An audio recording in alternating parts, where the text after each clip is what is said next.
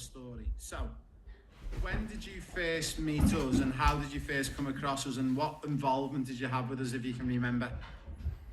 I met you guys through Euro Football Star Yeah. when I was around 12 or 13. And how old are you now? I'm 15 now. Well, you're getting really old, aren't you? Yeah, getting on in my days. And I'm pretty sure you guys had like a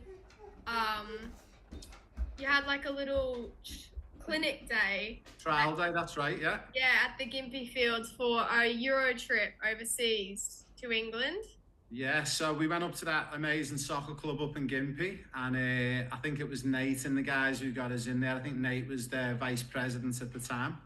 And we run an amazing event, and you were one of the players who were identified to come to the UK with us on like a tour and trials. Yep. And when was that? What year was that? That would be like 2022 or 2023? 23. 2023 it was, yeah, to tour 2023. So talk about, to everyone who's listening, you obviously went on trials, you come with us to the UK, you experienced England for the first time. What was it like going to England and seeing all the big Premier League clubs and teams? And I loved it because I've always wanted to travel overseas and play football. And I really got to experience that. We did training over there at different facilities. We stayed at hotels next to stadiums, went on tours. The games that we played were really good for development, and they were really good because you got identified by coaches around, and it was just a great experience all around. so when you come back to Australia after that experience, did you find that it sort of deflated you, or did you feel like motivated to go for it? My goal was to play over there in like the academies in Arsenal. Yeah. So when I came back after being over there and versing Bolton and seeing the level, I really got motivated to push on and try and strive for that goal. I will just confirm that before she even got home, so we had 2 weeks after as a family, and all she talked about was football. We had to go to the football shop there and buy a soccer ball. And by the time she went home, instead of doing 12 juggles, she was up to 50 juggles because she was so determined she was going back.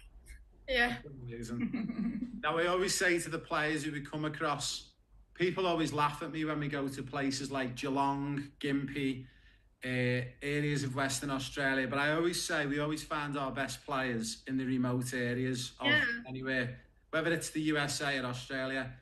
I think you guys will remember, but we had a boy who had found the year before from a place called Stanthorpe, and Jack Reedy was driving into us 3.5 hours 3 times a week to train with me.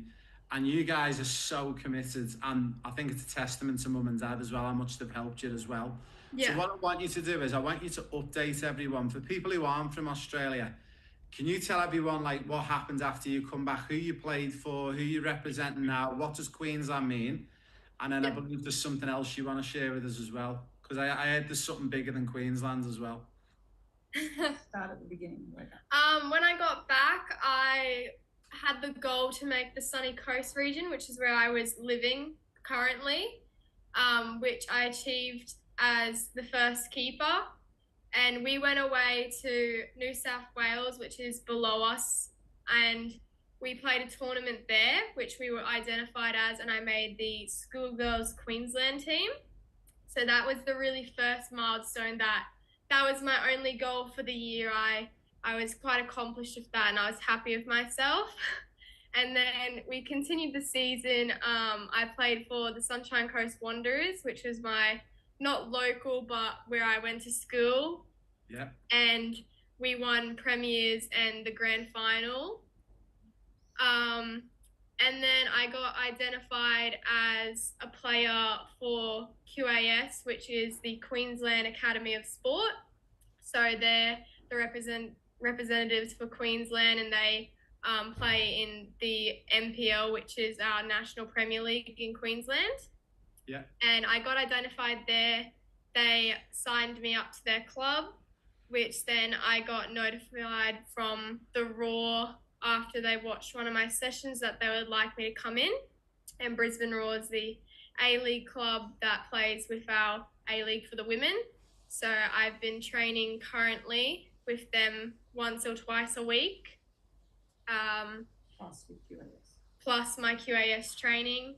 And then quite recently, I've been invited to go to a Junior Matildas domestic camp where we had 2 international friendlies versus Thailand, where I made my international debut on the 70th minute. Amazing. So you've actually played for Australia? Yes, I have. Oh my word. And what was that like? What was that experience like? It was extremely good. I got to meet, like, obviously the best for our age in Australia. We were all such a good bunch of girls. You could tell that when you get to a certain level, there's like a standard that you have to hold yourself to. But the coaches and like the whole staff were very like happy, and they wanted to learn individual development, which I found is quite good. We went down to Sydney and we played there against Thailand, and like the whole experience was just like phenomenal. We had so much team stuff to do. We had bonding activities. We learnt so much tactically and physically as players, all individually and as a group as well. So I think like it's something that I really want to strive to in the coming months for the next year. Amazing. So what would be the next thing? So you play for Queensland, you've now played for Australia. What's the next and final goal? The final goal is to play overseas For Arsenal? for Arsenal. Yeah. For the Olympics. Yeah, and Just go a hint to to Arsenal if they're out there. and play for the Matildas in the 2032 Olympics. That would be phenomenal. That would be... The That would crazy be- thing, Ray, is Yeah. she got to play for Australia before she played for Queensland. That's so funny. She went away for the camp with the Matildas, and then she come back, and just on the weekend, she played her first Queensland game. Yeah. It's absolutely phenomenal. Now I'm going to share my screen, and hopefully you guys can see my screen. Yeah. Are you guys seeing what I'm showing on my screen at the moment? Yes. Yeah. Yeah, brilliant. So what I'm going to do is I'm just going to load up another page. So let's see if this works. The magic of technology. Are you seeing that? Yeah. Yes. Yeah. Now, first thing is I want to show everyone, and I hope you don't mind me sharing these, but I want to show everyone this picture. Yep. They're going to be embarrassed a little bit, but this is so. People always ask me, Ray, why do you do what do you do? And this is the whole reason I do it. If I can help someone 0.1% along the way to achieving the dream, whether it's you've never seen the high level football and you want to achieve something big and you don't think it's possible, or whether I work with you as like a Jack Reedy, where you're working with me 4 times a week and I'm working with you one-on-one, but my aim and goal, my trophies that I love more than anything, it's seeing the picture of players going on and getting to the dream. Now, did you ever think 3 years ago you'd be pulling on a jersey for Australia? No, I thought I was going to stay in Gympie and just play there. At the beginning of the year, she set a 3-year goal, and that was to play for the Junior Matildas in that 3 years. And she basically smashed all those targets in 1 6 year. months. So Yeah. it's been a very crazy year. I must say she's a goalkeeper too. She's not an on-field player, so they're a mixed person. Yeah, and it's the hardest position to play. Very mental. I'll be honest, as you both know, but no one watching this might know, but I'm a dad of 2 daughters, full-time on my own with them, and it's hard. And I think 2 of the hardest things, I think, in sport in general, one is to be a girl, because you don't get favoured upon like boys do, and it's even harder to be a goalkeeper. So I think you've took on the biggest challenge, one being born a girl, and the second thing being a goalkeeper, and you've defeated it. But the reason why you've defeated it is because you went to England, you've seen what was possible, you've come home, you've set yourself a vision, and as Mum just said, you give yourself 3 years to do it, but you've done it in like 6 to 12 months. Yeah. And that is a testament to setting your dream as high as possible. And you know what? You might not have ever played for Australia, but at least you might have played for Queensland and QAS, and at least you've aimed for something and you've met it. Yeah. So I think, anything's possible for like any of the girls. It's possible as soon as you put your mind to it and you're willing to push towards it. now, obviously, I've got a couple of things for you, but before I show you a couple of things, I want to show you what we've got for you. Anyone watching this who doesn't believe it's possible and thinks it's all just fanciful dreams and no one from Gympie or no one from Logan or no one from Brisbane could ever go and play at this level, what do you say to them? I would say just dream big. I've noticed, especially since I came back from England, I had a goal to set and I was just dedicated to hit it. And I've noticed that since England, I've gotten 10 times better because I just so want to be an Australian player and play at the highest level and show young girls out there that like anything is possible as a girl. Yeah, I love it. And what about you, Dadam? And what do you say to all those parents who are skeptical if this is real or not?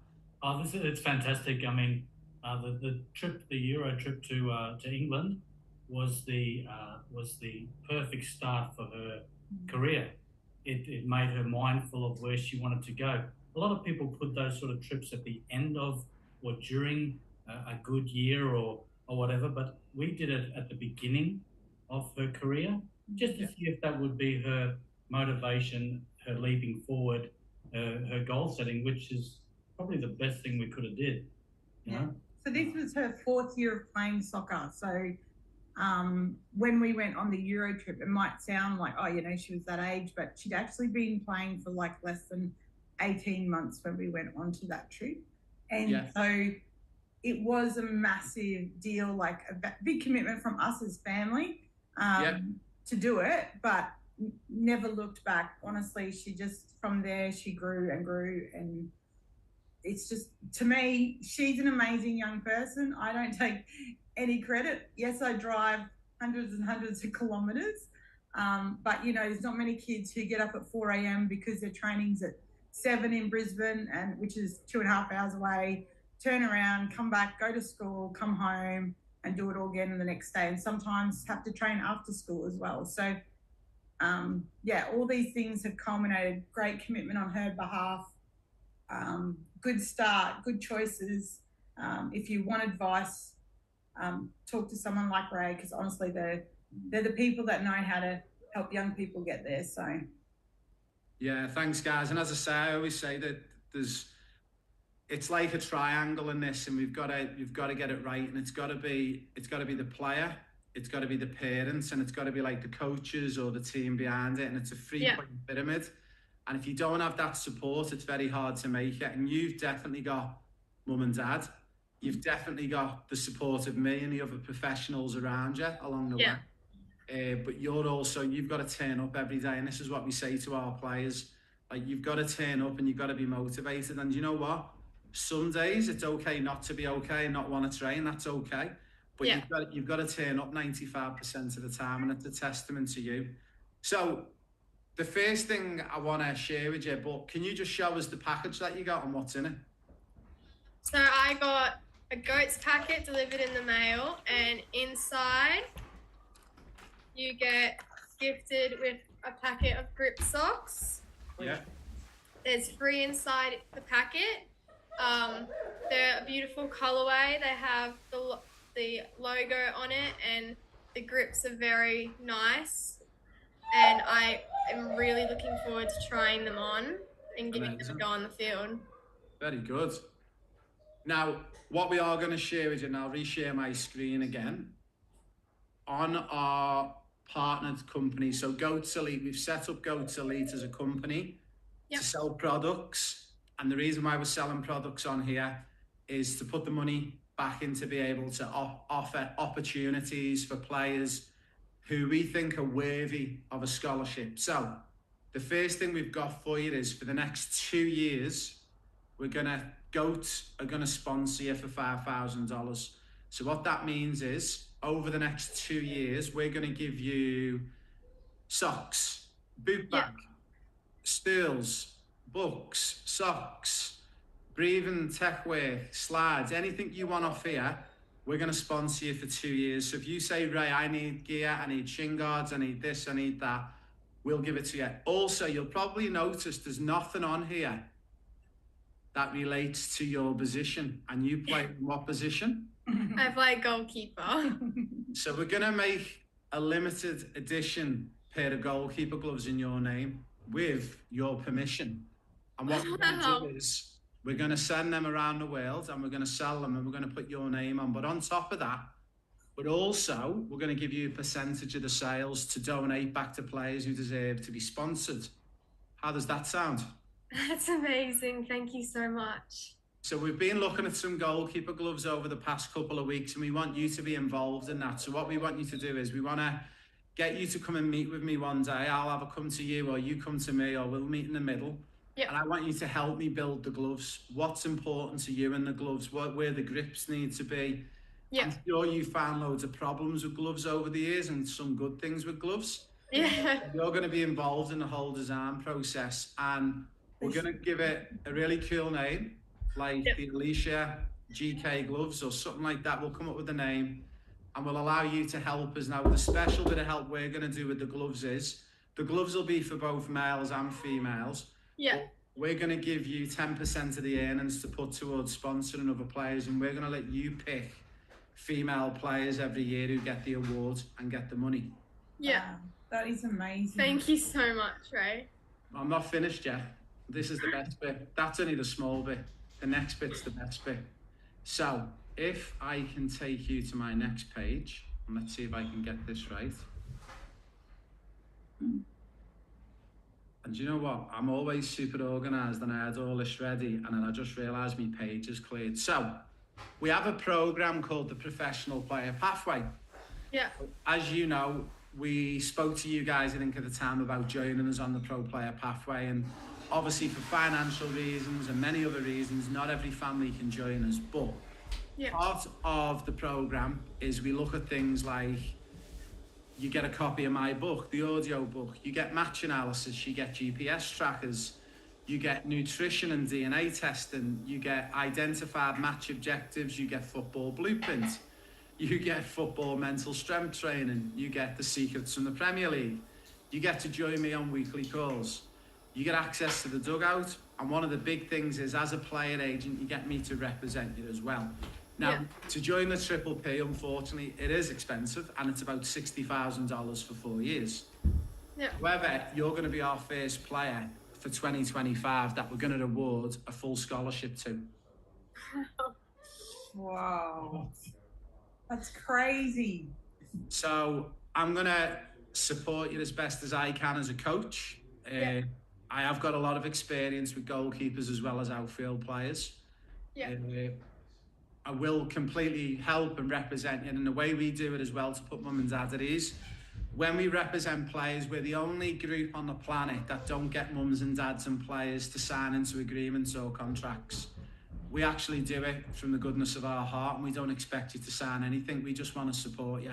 If we're not doing our job, then you guys can walk away at any point and there's no risk on your side. But I know for a fact, between you, me, mum and dad, we're going to kill this. Not only are we going to get the Australia gig, the #1 position secured in time for the upcoming World Cups in the next couple of years, but I also think you're going to hit your #1 dream and I'm going to help you to see if we can get you to Arsenal.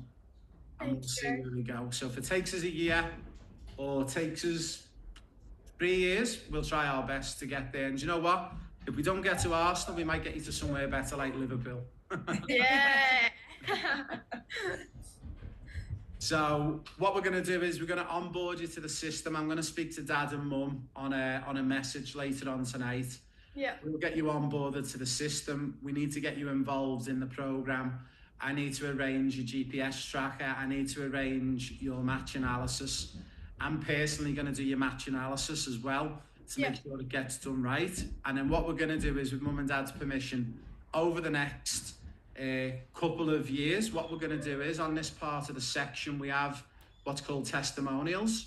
Now, we've got players on here like Charlotte, who we got to Liverpool Football Club. We've got Liam, who we've got to play Bolton Wanderers. We've also got people like Jacob, who we recently got to Tranmere Rovers. And we're going to, very excited to announce, we've got an Alicia section.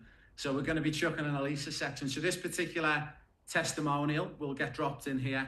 but also we're going to get you to really help us with the females. Now, we know your time is very tight and you've got school commitments and you've got training, but what we're going to do is, if we can get you a couple of times a year to join us on a call, especially with the female players, it'd be a big help for some of those younger girls who need help around the world. Yeah.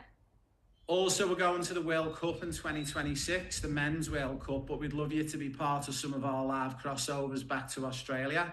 So we will have a little Alicia section with your goalkeeper gloves and with your girls section, and just to have a general catch up. We're going. So how does that all sound? That sounds so good, Ray. This is probably the best thing that's happened to me in my whole career. So hopefully we can just be that extra little 5% difference to help you kick on. Yeah. And I think I've got a couple of more surprises up my sleeve, but I'm going to save one of them. And I'll deliver it once we can deliver it 100%, and then I'll be back in touch. And if you know you get a call in the next couple of weeks to come on another call, expect some big news. Okay, Wow. thank you. Thank you. Well, Ray. this Thank is you big so news. much. I don't know that you can top that, Ray. That's I think I can top this one. you know, even talking about the gloves and stuff. You know, one of the hardest things is finding gloves that are like made for a girl.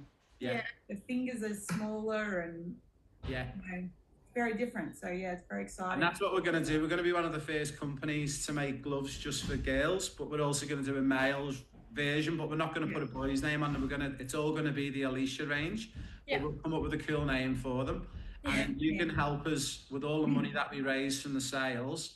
You can help us direct that money into girls. So I'm going to meet with you, mum and dad, once or twice a year, and we'll go, right, we've got these 10 girls who need help. Who should we help and where should the money go? And then we'll do one of these calls. And next time, rather than me doing it to you, you can sit next to me and we can make the call to one of the players. That'd be awesome. Awesome. And we'll keep spreading the love. Yeah. Yeah. That's awesome. All right, so that's enough for you guys to take in for one day. Yeah. What I will do is, Alicia, I'll get you to go to our Goats Elite website. I'll share the link with Dad. You can have a little look at the Goats Elite website and you can pick some stuff off there. So if you think in the interim, Dad, Mum, I'd love to get more socks. I want to get some of the shin guards. I want to get the boot bag. I want to get some breathing strips. You tell me what you need. We'll get you loaded up. And then what we do is every time something starts to wear out or it's a bit worn, and I know you goalkeepers love to dive in that around, and I think you're going to love the shin guards. Yeah. The shin guards are very sort of like tight fitting on your leg. They'll stay compact.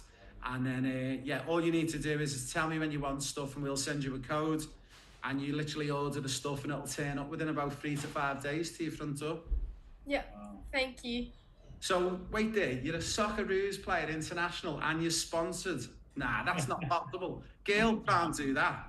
And you know what the worst Girls part can do is? She's under 16, so she can't put like stuff on social media. So she's gonna have to be proactive on mums or something. Yeah. Well, mums and dads can send what they want and share what they want and That's spread right. what they want. So Yes. that's how I'm getting around it with my girls. And it is a tricky one with the social media because we've got a lot of players who join us on our platform who are under 16. Yeah. But obviously, they have to have mums and dads logging them in and stuff. Yeah. But, you know, I think if it's monitored properly and mums and dads are protective of the kids and know what they're doing, I think it's a safe environment. But, Oh, absolutely. yeah, I think we've got to protect them as best as we can. But now, look, a big thank you, Alicia. And I was so excited when I seen that picture with the Socceroos jersey. And I'm like, onwards and upwards for you. Thank you, Ray. Yeah. It all started with you, Yeah. honestly. Well, I'm so glad we come up to Gympie. And we did have a battle to get up there without going into the politics, but there was a lot of people at the club who really wanted us up, and there was 1 or 2 people who tried to stop us. Yeah. But I'm glad we persisted, and this is unfortunately the politics and tall poppy syndrome we have in Australia. And I'm a proud Australian. I've been here 19 years, even though my accent's a bit different. But That's all right. We're English in background, so Yeah. We do get it. Yeah. But yeah, we get past the politics and the tall poppy syndrome, and I never take no for an answer. And I'm glad we did come up, and I'm glad we got it started. And yeah, you're one of our next success stories, and I'm super excited. I'm very excited for the year. Yeah. All right, guys. Well, I'm going to love yous and leave yous. I you, will be in touch, Dad. I'll drop you the message with the link for the website so she can order some stuff. Yes. And I'll send you you need to send me your email address for Alicia. the one that you're comfortable that she can connect the app to. Yes. And then you got a lot of work to get started on for me, because I'm going to be up here to get certain things done, and we'll get you cracking. Yeah, that's Awesome. good. Thank Awesome. you. Thank you. Thank you, Ray. Cheers, guys. I love you all. See ya. Yeah, See thank ya. you. Yeah. Merry Christmas too. Merry Christmas. Merry Christmas. Well, I wasn't like, I thought I was a very good player, and I felt like I wasn't getting the coaching that I was wanting, and so I contacted yourself to see what opportunities that I could possibly get with the pro player pathway, and it gave me many to come over here and trial for many clubs, and I've got now playing for one of them. It's very good, mate. Yeah, so your dad is like most parents who reach out to me. They just want to check if what you're actually doing is the right pathway, and if the route that you're going down is the right way. And it's not a surprise to me when I get mums and dads reaching out saying, look, we actually think he or she's better than the opportunities they're getting given, but we keep getting given these bits of information and feedback, and maybe why he's not playing in the men's top team, or why they're not playing in the women's top team. And the conversation, I think for your dad and for your mum at the time, it's probably a hard one, because you don't want to interfere with your kids' game, but also you want to make sure that you're getting a right go. And you're not the first. We've had hundreds of players who've come through the program who are in similar situations to you, and we'll touch on it very quickly now about how it's all turned for you. But one of the big problems from anyone who is in our school community in Australia and the USA, the majority of our players, you have to pay, don't you, Jacob, to play football? So mum and dads are paying it, and it's not just a couple of $100s. I mean, give us a bit of a guesstimate. Do you know what mum and dad used to pay for you to play NPL football a season, roughly? Three and $3,500 for the year. Yeah. So that's a lot of money, and obviously you're paying that types of money. You want to make sure you're getting a good return on it, don't you? But thankfully, obviously, Dad reached out, and I actually spoke to your parents, and we got you in, and you come and had a meeting at our office just under 2 years ago. And I don't think you've looked back. And I think the good thing with what you've done is you've followed everything that was said to you, and your mum and dad just grabbed it with two hands and run with it and supported you. So we go back from probably frustrations of not feeling like you were getting a proper chance in Australia and not giving a go. But I always say it comes down to education as well. There's not enough for me people in the game who've got runs on the board, and what I mean by that is they've actually been there, done it, and got a t-shirt at the top level. So it's really hard to take sort of feedback from those type of people, and then especially when you're paying $3,000-$4,000. So roll on 18 months, 2 years later, you're now living in Liverpool. You're playing your football with a couple of teams, so give us the name of one or two of the teams you play your football with. So I mostly play my football with Tranmere Rovers, like youth academy, basically. It's like a college, but it's based around like the academy level, playing like teams that are at the academy level, and like those cup games as well. So I train with them Monday, Tuesday, and Friday, and my games are mostly on the Wednesdays, and I like do my learning there as well. So I get my coaching qualifications as well for. That's amazing. Yeah, and great standard of football. I'm enjoying it so much as well. I'm also playing for an under-23 side near where I live for Walton. And I also play for an under-21 side Nantwich on Sundays as well. Yeah. That's crazy. So it's quite funny. I think a lot of people, it'd be quite alien for people in Australia and the USA to say, wait there, how is he allowed to play for so many teams? And because what they don't understand is in England and in Europe, it's all about the player and about development and giving them opportunities. So you're allowed to cross-pollinate across many clubs to get football, and more football means you're going to get better at football. And this is one of the things that we try and impress, especially here in Australia, that they think by doing 3 sessions a week in the NPL on a game of a weekend, and you're on track to making it as a Champions League superstar, and you couldn't be any further from the truth. Yeah. So it's so good to see that, like, you've transitioned from being in that environment of 2 to 3 sessions a week to all of a sudden, your dad told me the other day that, you know, you're probably doing about, jokes aside, about 100 hours a week. Yeah. which we're going to have a little look at the moment. But just to touch on very quickly, so the highlight so far since you've been back in England is obviously not just playing for Tranmere, but playing for teams like Walton, but also just explain to them. Can you tell everyone what your age is as well, Jacob? Yeah, so I've turned 18 like last month, and yeah, I've played there for like 1.5 years now, probably. So when I started when I was 16, and I've grown massively, I feel like, in my footballing ability especially as well. And yeah. Now, one of the big things is there's been a couple of players lately you've probably seen, especially I think in the Champions League. I think for Arsenal the other night it was Darman who made the debut in the Champions League at 15, turning 16. And it's like people don't get, like, if you're not being challenged, and if you're not getting that challenge playing physically up with older players, then you're not going to get better. And that's one of the big problems that we've got here in Australia, but I also see in the USA, is this age relative effect where they're not allowing players to play up. Now, you're currently playing in under 23s, you know, you're training in with men, you play. Do you find that is making your game better, or do you think it's making your game worse, being able to play up with stronger players? Yeah, 100%. I think I'm getting a lot better by playing against men and stronger players. It, like, not only does it like help my physicality, it also helps me like protecting the ball compared to whenever I'm playing against my own age, because it's a lot stronger in there, and you got to like win more. Like, it's harder to win headers, so you get to experience that against men as well. So yeah, I get a lot better playing against men, 100%. It's one of the things that we discovered many years ago when I think it was around 2010, 2011. You would have only been 1 or 2 when I was working in the Premier League. And we discovered that actually playing in an environment where it's an absolute physical challenge. So as an example, you're 17, 18, you're playing against men. They're going to be physically faster, stronger. But in turn, what's got to get better is your touch and your technical ability. And if you know you're not as fast as that guy next to you, you know your touch might be better than his. And what we actually discovered was when you're under what you call physical duress, which means you're struggling, technically your game will get better. Now, it can go the other way. You can sink like a ship, but most players will grab it with 2 hands and push on.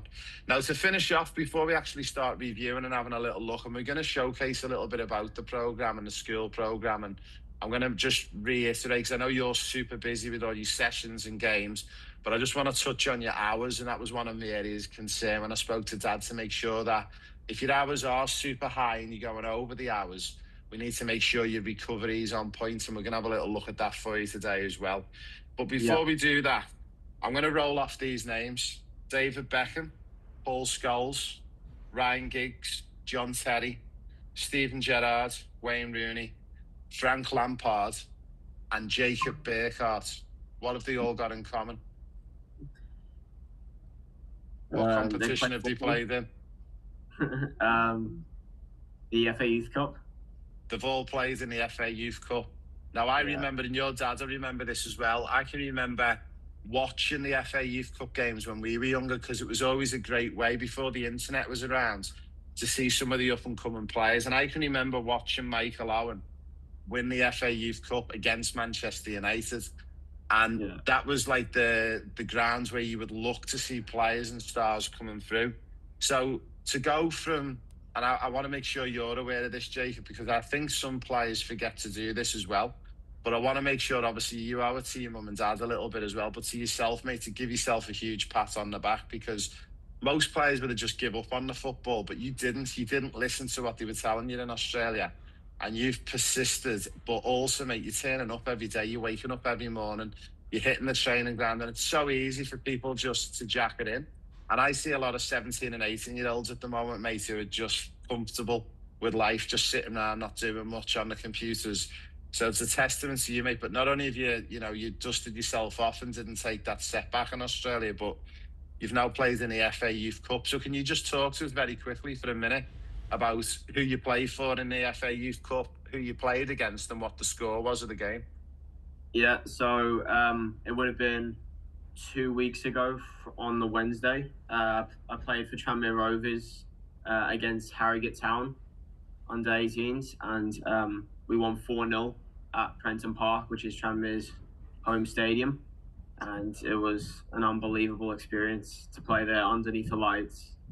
And yeah, I was so happy to play there and experience it as well. So wait there, so you've gone from playing in the sunny coast in front of probably about 30 people and, with all respect, just a normal community soccer pitch, to playing in Prenton Park, which I think holds about 15 to 20,000, and you got to play there middle of the week under the lights, proper referees, linesmen. Yeah, so you must have pinched yourself when you come off that pitch. 100% I did, yeah. Can't believe it, yeah. So what about the next round of the FA Youth Cup? Who've Tranmere got next? Have you got a big game? Yeah, a very big game. We got Bolton at Prenton Park again, so I get to play there again, which I'm so excited about again. Love playing there. But it'll be a tough game because they're obviously an academy side that are very good and a League One side, but with better Bolton, and yeah. So it's going to be a tough one, that, because I spoke to Dad about this, but me and your dads grew up with the gaffer at Bolton one, just Stephen Schumacher, and I know Shuby really well. He's still best mates with my younger brother, and hopefully you guys can turn over Bolton for us in the FA Youth Cup. That'd be a good upset. Hopefully, yeah. Now we're going to get into your hours a little bit, Jacob, and what I'm going to do is I'm just going to help you a little bit with your hours, and I'm going to probably only keep you for another 10 or 15. But thanks for that little bit of an intro. So what I'm going to do is, to begin with, for everyone else who's watching on our school community, we're just going to have a little look at Jacob's hours roughly, and we're going to see if we can help him with this.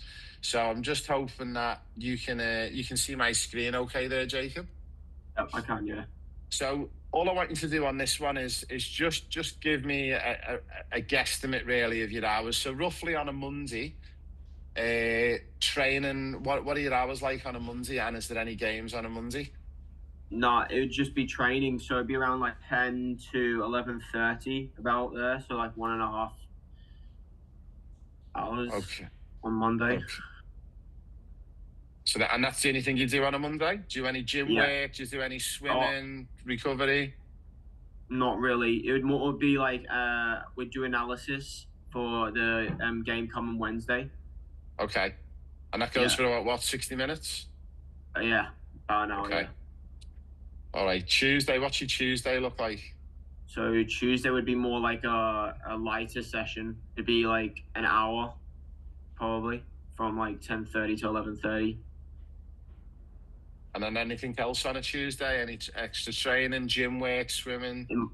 It might be some gym work.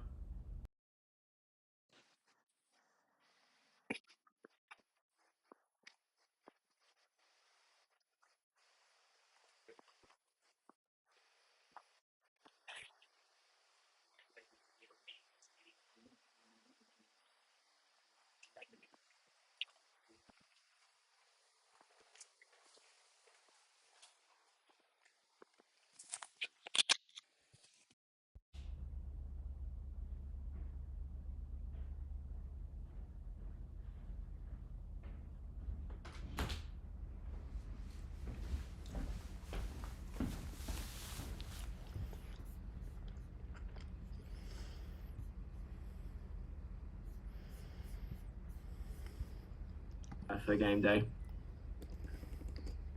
And then after the game, do you do anything after the game? Any post-activation, rolling off, stretching? Yeah, I normally stretch out and roll off. Maybe take a bath at night as well.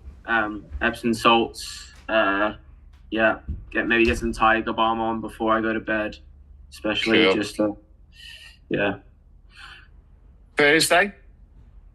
Thursday would be, it wouldn't be any training. It'd be more of a recovery session. But I normally have training for Nantwich at nights, so that'd be like an hour. So recovery with Tranmere would be about an hour on a Thursday, and then you train with Nantwich At night, yeah. for, say, what was it, an hour again? Yeah. Okay. And then Friday? Fridays, it'd be training with Tranmere for like 90 minutes, yeah. And then it'll be an analysis as well from the game on Wednesday. So like what we could do better. And yeah, just really studying the pre-game. And then anything Friday afternoon, Friday night? No, nothing on Friday night. Just pretty much for recovery from Thursdays nights or Fridays training. And then Saturday? Yeah, Saturday would be game. So it'd be 90 minutes and then recovery afterwards. Yeah, sometimes I play for the reserves. So that'd be like 30 minutes sometimes as well on some Saturdays, yeah. Okay. And then Sunday? Yeah, Sunday would be also a game, 90 minutes as well. Any recovery in there? Yeah, it'd be recovery afterwards. I have to do a lot of recovery, especially with like 2 games on the weekend. Otherwise, don't want to get injured for the week for Tranmere.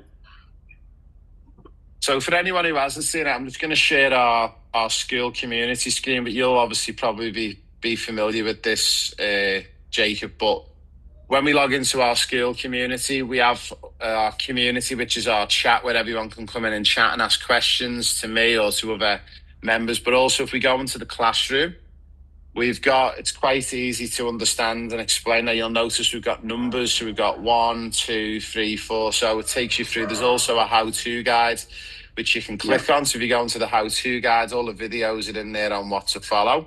But probably the most important one, and this is what we're going to showcase for everyone, and Jacob's done this a couple of times with me, is number 12, is how many hours a week. So where this come out of was the EPPP project that I worked on and with the sports science team at Leicester City at the time. And we worked out that you should be roughly doing around about +1 year age up until about the age of 16, 17. And then it stops at 17, 18 hours. So obviously, because Jacob's 18 now, he should be doing roughly around about that 17, 18 hours a week. However, out of that 17, 18 hours a week, he should be doing 70% football. And then the rest should be all pretty much made up of recovery. So we're looking at roughly around about 11, 12 hours of football, and then the other 5 or 6 hours of recovery. So we'll have a little look. We'll just tot up some of the hours, and it's looking like he's probably going to be really on point. So at the moment, we've got roughly about 1.5 on a Monday, 1 hour, so it's 2.5 Tuesday, Wednesday. We're up to about 4.5 Thursday, 5.5 training, 6, 7, and then Saturday. So we've got roughly, so we're doing about 10.5 to 11 hours of football, which is great. And then the remaining time, we are looking at recovery, which is sat at roughly about 5.5. So I still think in there, believe it or not, you've still got roughly a deficit of about 1 hour to catch up on. So one of the things that you can do in that, my advice would be on those Saturdays and Sundays, you can, and I'll stop sharing this screen and bring you back onto the full screen. On them Saturdays and Sundays, what you can do is you can actually implement just a walk for half an hour. So let's say you finish your game at Tranmere and you've done your rolling off and you've done your post work. When you get home, have a light snack, because obviously it's important that you refuel after your game. But just having what we call a low heart rate zone walk would be perfect. So for anyone who doesn't have one, you can get an Apple Watch, you could get an Android watch, just something that can record your heart rate. And the reason why this is so important, and I'll showcase this one to Jacob as well, and he's fully aware because we've been across this one before, but I'll just actually share my screen again. And what we'll actually look for on here is we'll actually just show you guys the heart rate zone. So if you currently got a watch or some way of recording your heart rate, Jacob? Yes, I got a Garmin watch. That Brilliant. does that. So the Garmin's are really perfect. So what we're looking for is you'll notice on this screen we've got your heart rate zones, and for anyone who's not familiar with the different heart rate zones, what we're actually looking for on this right side, we've got zone 1 all the way to zone 5. So basically, zone 5 means you're actually sprinting non-stop and you're nearly at your maximum heart capacity. Where we need Jacob to be for recovery, and for anyone doing recovery, we need you to be in zone 1, which is basically, so as an example, the best way to work it out, and as an analogy on there, it's 220 minus your age, and then equals your maximum heart rate. So to do it for Jacob, so we go 220 minus 18, it means your maximum heart rate roughly would be around about 202 beats per minute. Now, if we want to get you to 50 to 60% of that, if we want to have a look at 60% as a maximum, roughly your heart is going to be at about 120. So for Jacob to be in what's called recovery, we need Jacob to be in less than 120. So the reason why your watch is so important is because what we want you to do is, Jacob, when you're walking, you'll probably find that you won't want to walk slow. You'll want to walk at a decent pace. But if you look at your watch, you'll notice that maybe your heart rate's 130, 135. So that actually means you're in heart rate zone 2 or 3, which means you're working, which means you're not recovering. Does that make sense? Yeah, it does, yeah. So what we need to make you sure that you're doing is, and maybe you get this at Tranmere in your clubs or you don't, but what we need to make sure you're doing is, I would be super cautious. Make sure your heart rate's like 110 or below. Now, when you first do this, you do your 30-minute recovery walks. You can put your AirPods in, your headphones, and off you go. Now, you might go, this is too slow to walk, but that's the point of it. We want to recover your body. Now, what happens is something really strange starts to happen. Once you're in that zone 1 for 20 minutes or longer, you basically jump-started your body into recovery. Now, once you've jump-started your body into recovery, normally your body has to wait until your body goes asleep before it will start recovering properly. Now, the problem with that is you've also probably been eating a lot of food to replace all your carbohydrates, your proteins, and everything you need to start repairing. Now, if your body's got to worry about your digestive system and it's got to worry about recovering your body, the first thing it will do, it will panic and go, okay, I've got to recover the food first and get the digestive system going, because if I don't get going with the carbs and the protein, that's not going to help me recover overall. Now, sometimes by the time your body's finished doing that and you wake up, it's maybe only had a window of maybe 60 to 70 minutes to actually recover your body properly. Now, if you've already started recovering your body because you started your walk, then all of a sudden you're already ahead of the game when you go to sleep overnight. Does that make sense? Yeah, true, yeah. So for anyone who's trying to work out why Jacob, and you think maybe Jacob's a superhuman because he can do all these hours, it's because he is recovering probably 95% of the time really, really well. But there might be one area that Jacob might reflect on this, is that he's probably maybe not doing those 2 half-an-hour walks a week. But it's really important that you do them probably post your games. And because you played back-to-back games Saturday, Sundays, those 2 30-minute recovery walks for me would be game-changing. So you probably already feel fit, fast, strong. But I think if you're honest, Jacob, do you ever admit that sometimes in the week you do feel a little bit tired, a bit leggy every now and again? Yeah, I do, yeah. And you probably, if you were to keep a diary as well, one of the things that we used to do in the Premier League, we'd get the players to keep a diary of when you're feeling tired, when you wake up, write a score down 1 to 10, 10 being you feel wide awake, full of energy, ready to go, 1 being like you feel like you just need to stay in bed for another 2 hours. So you can even do that. You can track a little tiredness diary for a week and then just look at it. And what you'll probably find is it's probably Monday, Tuesdays when you'll start to notice, and it's only when you record it that you'll actually look back over 4 or 5 weeks and go, wow, yeah, it is Monday, Tuesdays when I'm really struggling to get out of bed or when I feel a little bit leggy.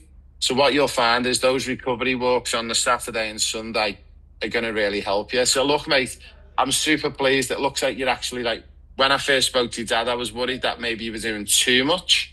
But I actually think your hours are absolutely on the money. I think you just need to add in. I think you need to add in that extra 1 hour a week of recovery, not because you need to do more. I just think it would be beneficial because you are playing 2 or 3 games a week. And the best way to become the better footballer for me, and your dad will probably contest to this, is the more you play, the better you get. I would rather play in matches than train. What about you? Yeah, me too, to be honest, yeah. Because just giving you the chance just to put everything to test constantly. So position-wise, Jacob, for everyone listening, what position have you played over the past couple of years, and where have the likes of Tranmere and that been playing you, and how are you finding that in the position? Yeah, so I've been playing as more of an attacking midfielder these past year and a half, and I'm finding it brilliant. Just this year especially, I've been playing more of as like a double attacking midfielder now. So we play the same formation as the first team, getting us ready for if we were to step up. And it's more of a like winger type, like 10. So I'm getting like used to like the underlapping runs and the cutbacks for the fullbacks, crossing it in. And yeah, it's just a total new game compared to when I was in Australia. That's unreal. So just to explain it to everyone, so at Tranmere Rovers, you obviously train at like a different training centre from the first team, or are you at the same place as the first team? We're at the same place, so but they're more on like the like first team type pitches, so it's a lot nicer, and we're like beside them on the Astro or on the grass beside them. But on a day-to-day basis, you're telling me you're actually in and around the first team squad. You get to see the players on a regular basis. You get to see the gaffer. Yeah, I do. Yeah. So it must be unreal feeling for you, eh? Again, no disrespect, but coming from the sunny coast, trying to get games in the 18s at the NPL, so all of a sudden. But anyone who doesn't understand, Tranmere Rovers play in League 2, which is a few divisions below the Premier League, but they're all paid professionals, and the level is unreal. So, what's the plans for the future, mate? Where next after Tranmere? What's the big dream? What's the big vision? Yeah, probably just keep trying to get into that professional football. Maybe even at Tranmere, train with them. Hopefully, maybe sometimes. And if not, then I can always look at semi-professional and still try and make professional in the future. Ah, that's brilliant, mate. It's so good. Well, have you got any questions at the moment? Anything you're struggling with, or you're going along pretty good at the moment? No, I'm going along brilliant, to be honest. I don't really have any questions, but thank you for the opportunity. It's great. Nah, it's so good. It's so good, mate. Well, look, we'll definitely touch base again in the next couple of weeks. And obviously on that school community as well, you can reach out to us through there if you need to get hold of me. And everyone, welcome to the Raymond Wood podcast, where we break down exactly what it takes to go pro. From dreaming about being a pro footballer, but actually living it and how to make it. I'm your host, Raymond Wood. As you know, I work for UEFA as a player agent. I'm also a player progression specialist and the founder of the book Pro Player Pathway. And today, I like saying this, we've got a heavyweight in the world game of youth development, soccer and football, as we call it in Australia and the USA and further afield. Now, Brian, who we've got online, has spent over 20 years or more coaching football, including time at Leicester City, and developing players who've not only gone on to play for the Premier League, but also who've gone on for international recognition for teams like England. So we're going to get straight into it. So, Brian, you've been in the game. A big welcome to the podcast. You've been in the game for over 2 decades, from Leicester City to working with some of England's biggest talents. What first drew you into coaching, and what keeps your fire burning after all these years? Because I believe you've gone back again for a bit more coaching. Well, to be honest, Ray, I sort of stumbled across it, really. I was my son was playing for Glenfield United, which is a local club. And I was playing at a decent level myself. And let's just say the coach didn't really have any idea how to coach. And somebody just said, why don't you do it? And this was 30 odd years ago. And I just really enjoyed it. And I just seemed to get on with the kids and have a really good connection with the kids, which I think is paramount, so important to have a connection. And I enjoyed it. And then my son didn't carry on. He actually went on to be a professional boxer. So basically then, 3 good friends of mine, Gary Swain, Jill Sanders, and Sir Jeff Brewster, as we call him, God bless him, and myself, started Alexton and New Parks Football Club in 1996. And it just grew, and then I just started doing all my badges. And then Leicester made a call, and that's where it started. 23 years I was at Leicester. I also worked for Umbro before that, coaching all around the Midlands.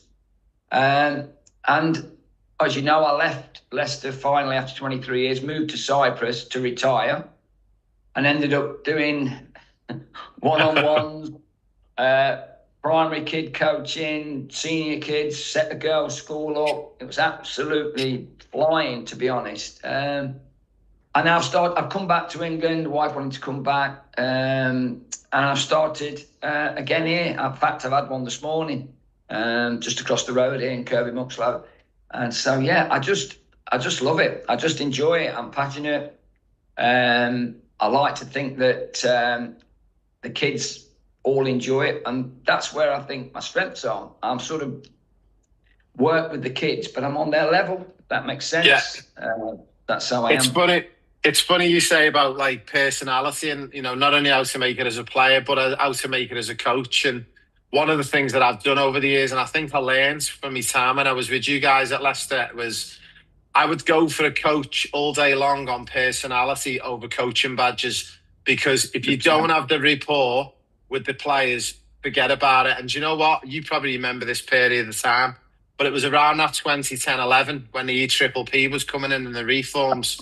And they were trying to force everyone into all the coaching badges if you didn't have them. And I think it was a little bit misguided, because it's made me realise at the age of 46 now that some of my best coaches I've had work for me in Australia and the USA have been coaches with no quals, but are just absolute personalities. Exactly. I mean, that's it in a nutshell, really, Ray. I mean, I never did do my A licence. John Rudkin actually asked me to do it. Tony Lochran asked me to do it. And I just said, no, I'm not interested. I said, I've got up to my B licence, and I've also got Mod 1, Mod 2, Mod 3 and all them. And I've got other things, psychology and all them things. But for me, it's just the personality. The kids need to enjoy what you do. They need to have fun. And they need to have a smile on their face. I mean, I play a game called Rush, and I obviously do it. I did the under-15s my last year before I left Leicester, and I played this game called Rush, and the kids loved it. And they used to say, Brian, can we play Rush? Can we play Rush? And now, you may have a schedule, and you planned it to do this, this, and this. But I'd always let them play Rush, because they loved it. Chaos. But it was fun chaos. And that's, for me, it's what's important. I love that game. The first time I ever seen Rush was with David Clay, and I think it was Matt and Ads, and they showed it to me, and I've used it ever since. The kids all around the world love it. Yeah, it's great. It's fun. Now, talking about the Premier League pathway, obviously you've developed players who've gone on to the Premier League and England squads. But for you, Hookie, with all of your knowledge and experience, and I mean, you were to put that in a bottle, you could sell it for millions of pounds. What separates those few who make it to the thousands that don't? What is it for you? What's the one thing, if you were to pin it on one thing? Well, somebody said to me once, attitude, good attitude will get you a long way. Poor attitude will only get you so far.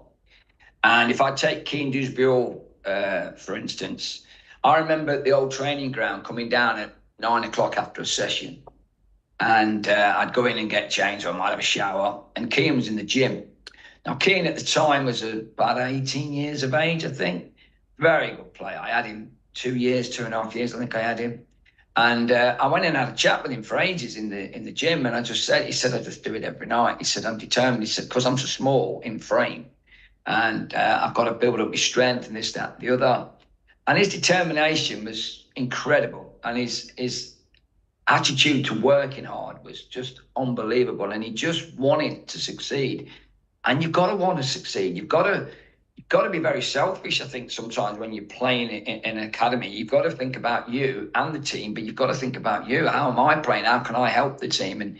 and really work hard on your own game and just really, really concentrate on it. And Kean obviously then went from Leicester to Blackpool, and then he went to Luton. So he went and done the shifts in the lowest league. And I remember they played Chelsea in the FA Cup, Luton. And I rang him after the game and I said, I tell you what, mate, if you'd have had a blue shirt on today, nobody would have noticed. He went, really? I said, tell you what, mate, you're at that level now. You're at that level. And then Leicester got him back, and the rest is history, you know. But his attitude, for me, the attitude of the players is so important. They've got to want to do it, and they've got to want to work hard. That's, for me, most important, because they can have all the skill in the world. And I've seen lots, and so have you. You've seen lots of skillful players who may have a poor attitude. And that's going to stop them. Simple as that. I was in Switzerland in Geneva last year at UEFA at a conference, and we were speaking about this. They said that the focus now has definitely shifted to what players are like off the pitch and their attitude off the pitch first, because that's a true indicator of what they will or won't do on the pitch. And I think that's a testament to what you just said. Yeah, definitely. Now, talking about talent versus mindset, so how much do you think, Hooky, making it as a pro comes down to natural talent, and how much you think is about maybe mindset and resilience? Because this is one that gets thrown around all the time. And I'm a big advocate of, I always say, like, talent's definitely made to a point, but there is some elements. But what's your opinion on it, Hooky? You've seen it a lot longer than me. Yeah, 100%. I mean, there's some players that have probably gone further in the game because of their attitude than their actual ability would normally allow, because they're leaders, for instance, on the pitch. You know, they're organising, they're determined, they get wedged in, they don't ever accept anything but high levels. And I think that is so important, because you're not just motivating yourself, you're motivating people around you. Now, it might be that you're not the best player. Was Jackie Charlton the best footballer in the world when he played in 1966 for the World Cup? But you talk to anybody who had him in his team. I mean, I know it was a long time ago. People forget that there was football before the Premier League. And 1966, Jackie Charlton, Robbie Stiles, mixed in with, you know, the class players, your Bobby Moores and that, you know. It's so important. But yeah, I'm 100% what you just said. I think you've got to have so much talent, but the attitude has got to be right. I mean, I won't mention any names, but I can tell you there's a couple of lads at Leicester before I went to Cyprus. I had them in my team, and we went to Liverpool in the Premier League tournament, and we only had 11 players. And I remember ringing Paul Genie and I said, "We've got 11 players, boss." He went, "Well, you've got to fulfil the fixture, because, you know." And we went up there with 11 players, and we played Stoke, Liverpool and Sunderland. And we beat Stoke 1-0. We beat Liverpool 3-0. And then Sunderland, who they'd lost against the year before, heavily, we beat them 3-2 at the end. So we won the Premier League Cup with 11 players who had to play all the minutes. Now, that ain't just down to ability. That's down to attitude. But we had a player who was special. And I think we scored 10 goals. He got 7 of them in the actual 3 tournament, in the 3 games. And he was special, but his attitude wasn't always the best. And unfortunately, it's come back to bite him, because he's now playing level 4, level 5, and everybody was talking about him playing for Arsenal and all this, that, the other. And and it's a shame, but he didn't have that drive, didn't have that love of the game. And I think you've got to love the game as well. You've got to love it. I think that's the first starting point. If you don't love it, you're gonna struggle. Now, Hooky, looking at your time in the academy system, you've worked with the real young ones all the way through to the seniors, and you've seen the seniors. For parents listening, what really goes on inside the top English academy at like places like Leicester? But what I want to drill into, the more detailed question is, what are scouts and coaches looking for day to day from a player? What would you look for, and what do you think clubs like Leicester look for? Because we get asked this a lot from our parents in Australia and the USA. Yeah, I think a lot sometimes is a lot of people look at the physicality of players. That's not necessarily just the size. That's just the mobility and their agility in getting around the pitch. Because as you know, when they're in the growing at stage they can look like Bambi because things like that. So I always think, again, when I look at games, I don't always look out for the one who stands out. Sometimes it's the one who probably nobody else is looking at, because I just see something in him. Now, I know this sounds crazy, but I signed Billy Key at the age of 7 from Mount Sorrel. We were playing him in a 7-a-side tournament. It went to the final and we beat them 1-0 in the final. But Billy could strike a ball. Now, he was a physically strong lad, but he could strike a ball like a 12-year-old. So his timing and everything, and he just really just stood out. But he was also physical, but he wasn't quick. So he just caught my eye, and then obviously I asked him to come to Alexton New Parks, and as you know, he went and had a career in the game. But some scouts look for the wrong things. I think sometimes you just think, he's tall, he's strong, they could be the smallest in the world. I mean, how tall's Messi? Is he 5'8", something like that? So, 5'7", yeah. Yeah. So I just look for a player who's got a bit of everything, but the attitude has to be good. I've seen players. I've been this morning and doing a session over there, and there's a game going on behind me, and this lad is. All I could hear was his name being screamed and shouted from his dad, and I thought to myself, is he a good player? I couldn't really see, but I will go again when I ain't coaching and have a look. But that's all I could hear was his name. But I don't know, is he playing at the level that he should be playing at? Should he be challenging himself? Should he be playing above? Because, when teams like now, when I was younger, I used to think winning a game 6, 7, 8-0 was great, but is it? I mean, you want to see them under a bit of pressure, don't you? So I think it's a bit of everything. They've got to have talent. They've got to have good attitude and got to be athletic. But a lot of it's up here for me. A lot of it's up there. So you need to see them when they're under the cosh, It's easy to see. But in the academy, obviously, we have players come in, and then if they go in the shadow squad and then they look like they're able to cope, then they come up for 6 weeks, as you know. And then we look at them with the other academy players. And there's a lad now at Leicester who me and Steve Ely signed when he was 14, and we would call him Baddy. I can't pronounce his name, but he's flying. He's flying. I mean, he really is a prospect, I think. I mean, he's been around the first team, but I went and watched the 21s against Southampton last week, and he was superb. And obviously Jake Evans and Louis Page was playing. And I'm very, very close to them too. Very close. As you know, they're both in Qatar now for the World Cup under 17s. I should be messaging them soon, actually, with a voice message. But they've got great attitude. Both of them work so hard at the game. So when I look at players, if I'm going to look at a player, I look at the package. I don't just look at one thing. There's a few things I think makes up a player, personally. Love it. Now, what's the one thing that you think every young player and parents should be aware of? And when we're thinking about understanding the realities of trying to make it.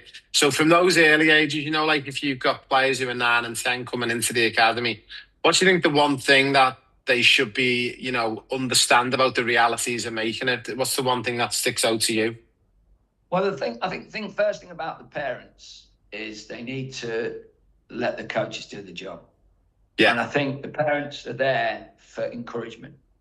And, again, if the parents go on at a boy or a girl for having a bad game as they're going home, they don't need that. It's almost like switch off. Let's switch that off and talk about something completely different, because the coaches will go through that with them. And I think also with the kids themselves, they have to understand that the level, you've gone up the level, and you're not going to be so dominant in a game as you normally would be, because you're playing against better players. You may be playing with better players, but you're playing against better players. So I think kids need to sort of understand that they're going to hit problems, and that's great. That's fantastic. I like it when they struggle, because we've got something to work with then, haven't we? Their attitude, their application.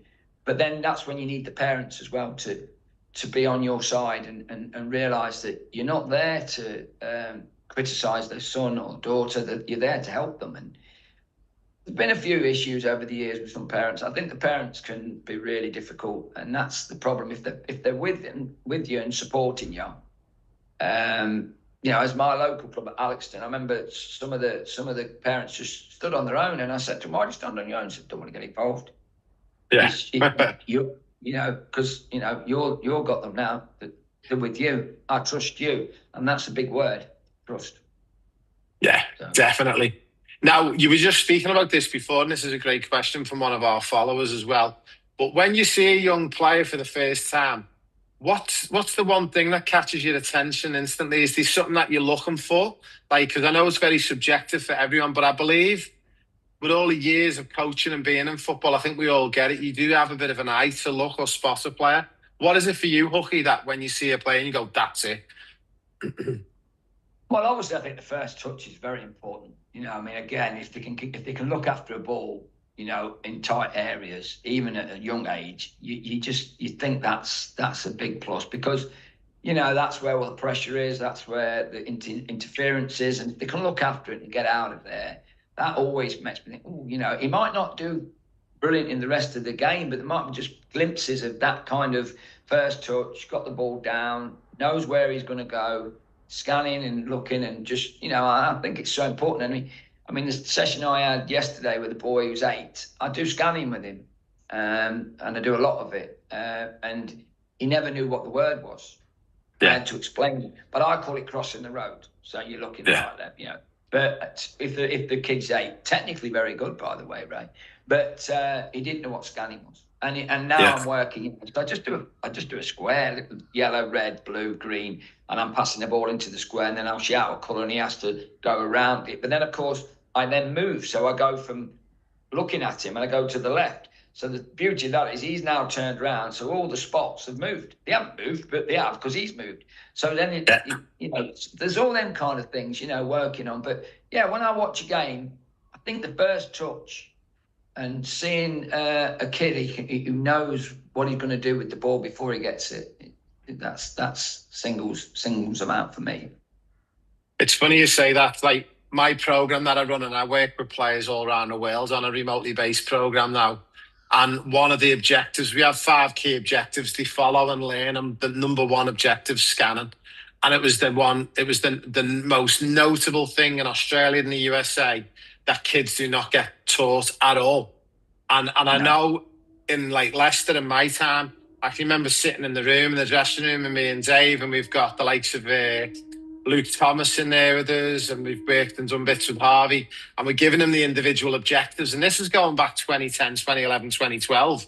And it's like, they're still not doing it now in Australia and the USA. And I'm like, it's a fundamental basic. And I think the basics of just being ripped out the game. Yeah. Well, again, it's again, for me, I hate to say it, but Paul Scholes, how good was he at scanning? I mean, he could see everything, I mean, don't get me wrong, there's some brilliant examples, but for me, him in particular was just unbelievable. He just, and I watched Louis last week against Southampton, and he's got a wonderful left foot. And, but he was getting himself, he wasn't overplaying. He was getting the ball, he was laying it off, but every thought he just looking all the time to see where obviously his own players are, not just the opposition, but his own players. And he hit one ball into Baddy actually, and he played it forward in between the centre half and the left back, and it was just class. But he knew that pass. He knew that pass. He knew before he got the ball it was on. And that for me, you just have that eye, don't you, to know where to pass it, because you're looking all the time. And I think King Kenny weren't bad at it, neither was he? So it was pretty good. Now, talking about overcoming setbacks, you've probably seen loads over the years. And when I'm talking setbacks, I'm talking like injuries, rejection if players are getting released. What's probably the one bit of advice that you've given over the years to players, and how do you sort of word it so your understanding of the player? The rejection, the release, and all that, which is, as it's terrible. It's the worst thing you can tell. But you're doing it for the boy or the girl, because if they're not quite there and they want to go away and build their confidence playing it in local football and enjoying it and getting a smile back on the face, then come back in and challenge again. I always explain it in a bit of a strange way, but people say it works, but it's like if you're going on the M1 and you're going from, I don't know, Leicester to London, and you want it, and sometimes you have to come off because of diversions, you have to come off the motorway, but you will go back onto it. So it's a case of leaving that road, but you're coming back onto it later on. You know, and that's the way I explain it to kids, and I've done it loads of times, and I just say, you know, all you're doing is leaving this road, and then you've got a chance to get back on the road further on. It's up to you, and you know, and don't think you're not good enough. It's just at this moment in time, we think you need to be playing at a level that suits you, get your confidence, get a smile on your face, and then let's say you're back in. And that's. But as for the injuries, well, Will Alves obviously has a terrible injury at Wolves, playing for the under 18s, under 21s. He played for the first team on the Tuesday, then went there. It's awful tackle, and that he'd done his ACL, and that really set him back. But Will worked so hard, him and Sammy Braybrook, because they both had an ACL at the same time. And Will's just come back, went out on loan, and he's broke his toes, and he's back again. But yeah, I know. You just think to yourself, you know, how much bad luck can you have? But yeah, I think the injuries, again, it's back to the attitude again. I remember Jeffrey Slutt. I remember I used to use the gym in the Beaver Drive, and I think he had an ACL as well, and he was there at night working so hard. And when I was in Cyprus for 2 years, Jermaine Pennant, not Jermaine Pennant, it's Crystal Palace. What's his name now? Not Jermaine Pennant. Punchin. Jason? Yeah, he was Jason. Yeah, he lived 2 minutes up the road, and I coached his daughters and the girls, and I used to chat to him for ages. And nice bloke, really nice bloke, and talking to him for ages. And I said to him, like, you know, about Jeff, and I said that, you know, he had this bad injury, but I didn't know that. He said, but he's one of the quickest, if not the quickest player I've ever seen. So even though he had that ACL, he's worked so hard, and yeah, flying, you know what I mean? It was interesting when he said it. Yeah, it's just that attitude, isn't it? Right? You can't give up, can you? You can't give up. No, you just that's great. Yeah. Now, you'll probably love this one with the rise of social media, online training, global scouting. Do you think it's now easier to get scouted, or do you think it's actually harder? And what's your opinion on it all? Because it's a bit of a mess sometimes. Well, let's put it this way, Ray. If I had a grandson who was a really good footballer and I put it on social media, would I put the bad bits on?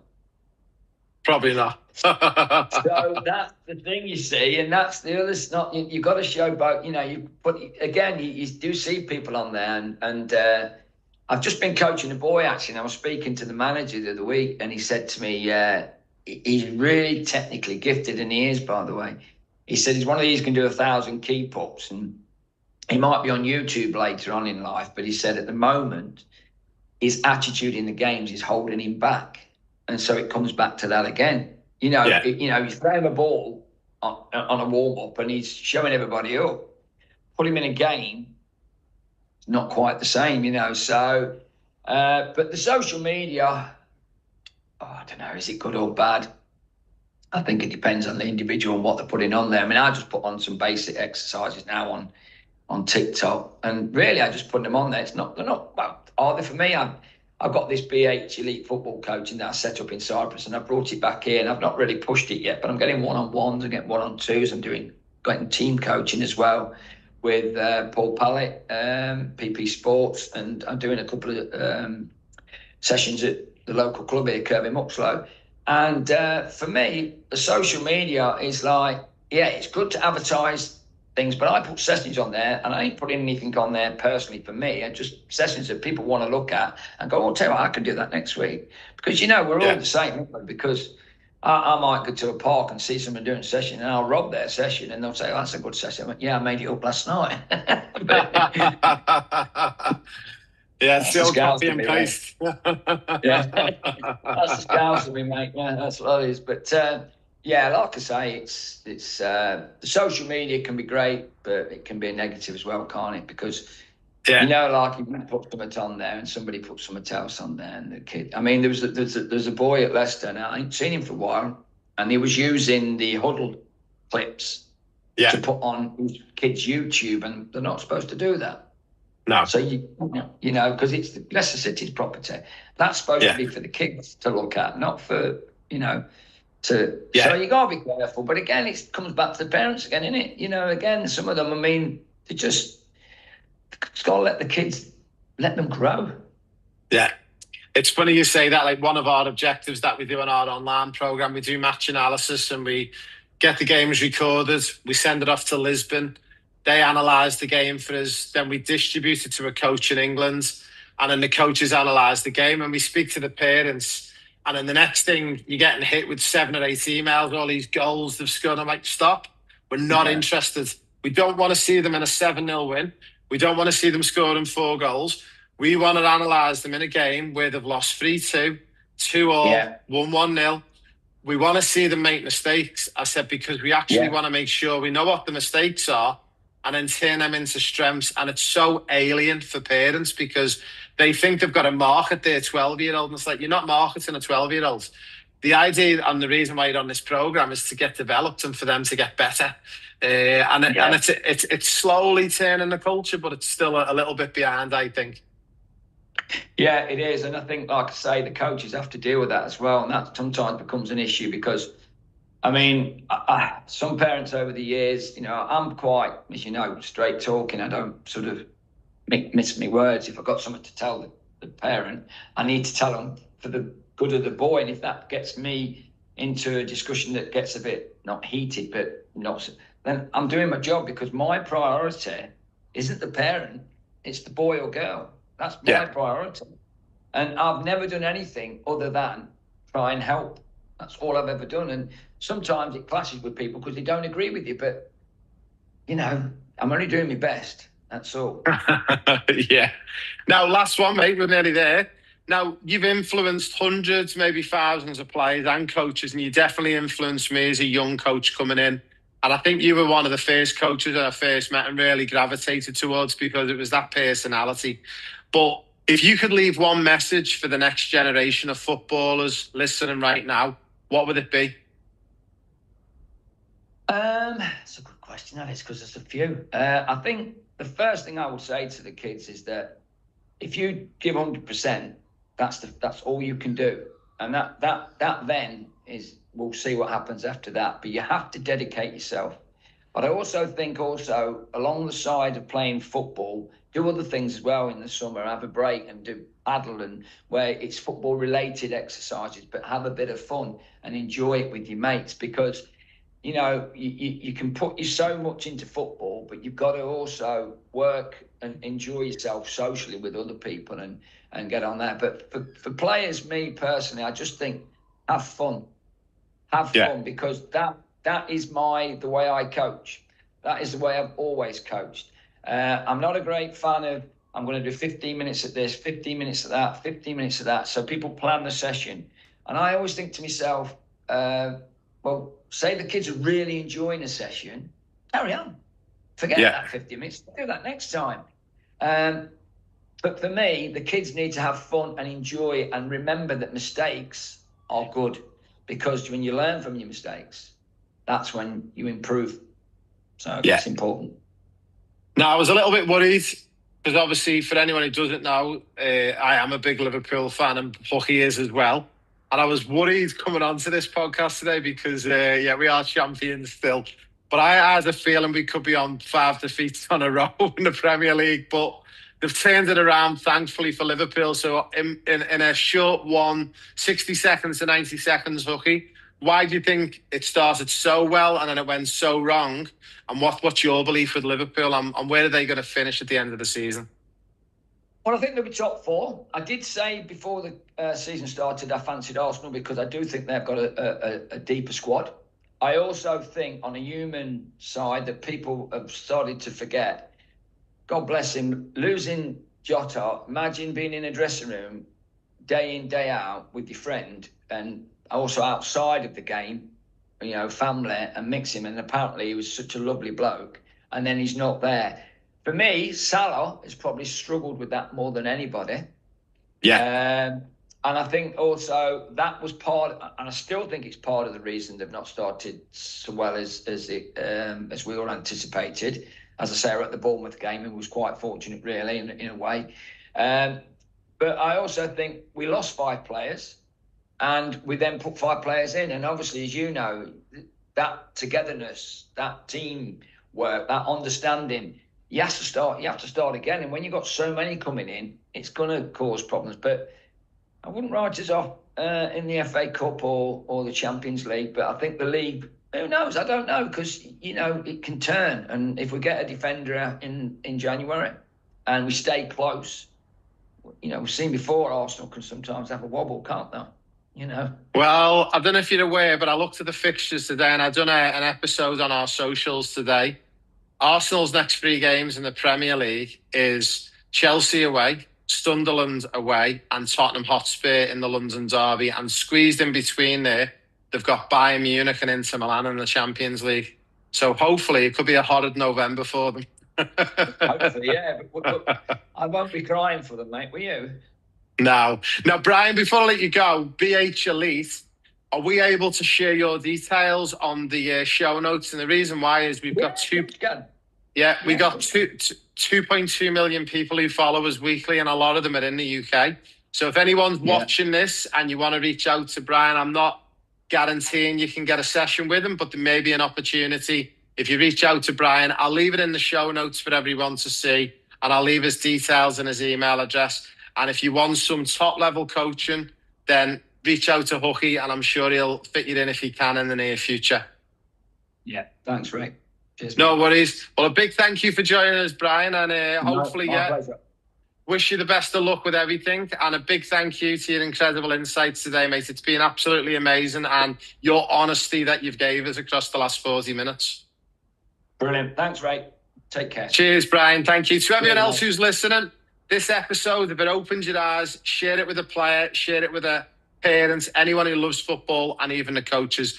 The best of luck with your football, everyone, and I'll see you on our next episode at the Raymond Wood Podcast.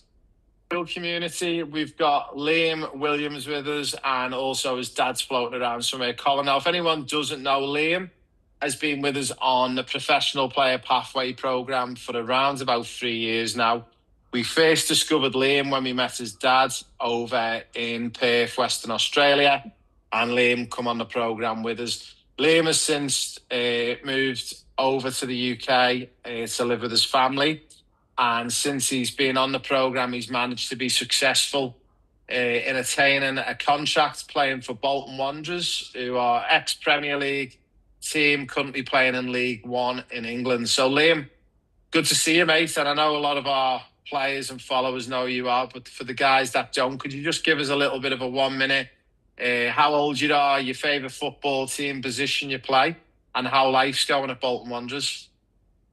So hi, I'm Liam, 14, and currently at Bolton. So I've been signed since April 24. When I first came, sort of every game I was playing on the left, getting, not full minutes, but sort of eased into it now. So I've been playing a variety of positions. I've played a little bit striker, but I've been adapted more to play on the right, cutting into play. Really enjoying at Bolton now. I've got a good squad, and coming up to scholarship soon, so hopefully I'll be able to get a scholar playing there. And I'm really enjoying at Bolton. So it's been hard the past 16 months or so settling in, but it has really been like life changing the way it's gone, and I'm really grateful to have the opportunity to play where I am now.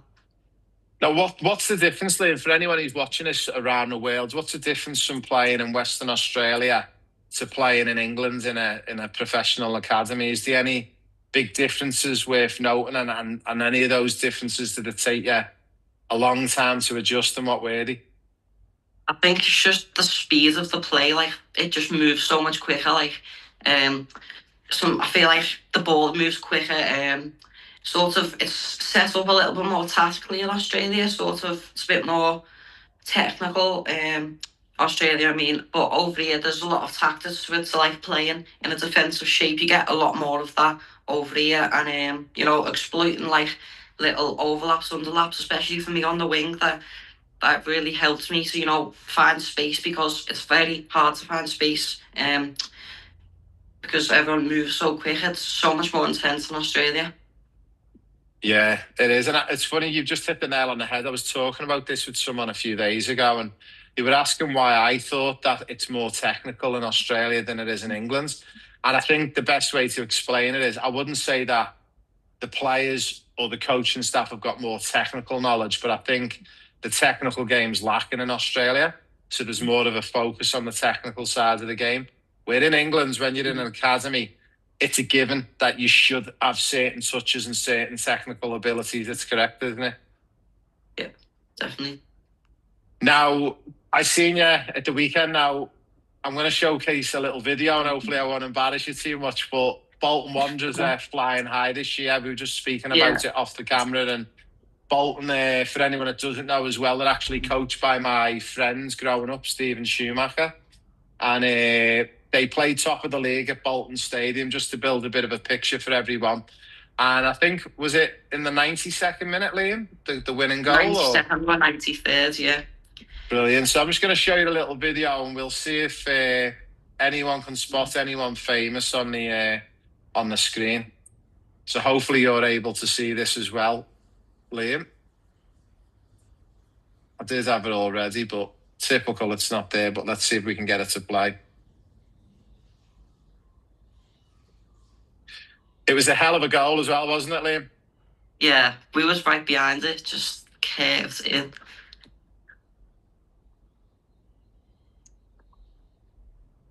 Now, I believe you are this one just on the right. Is that correct? Yeah, that's me.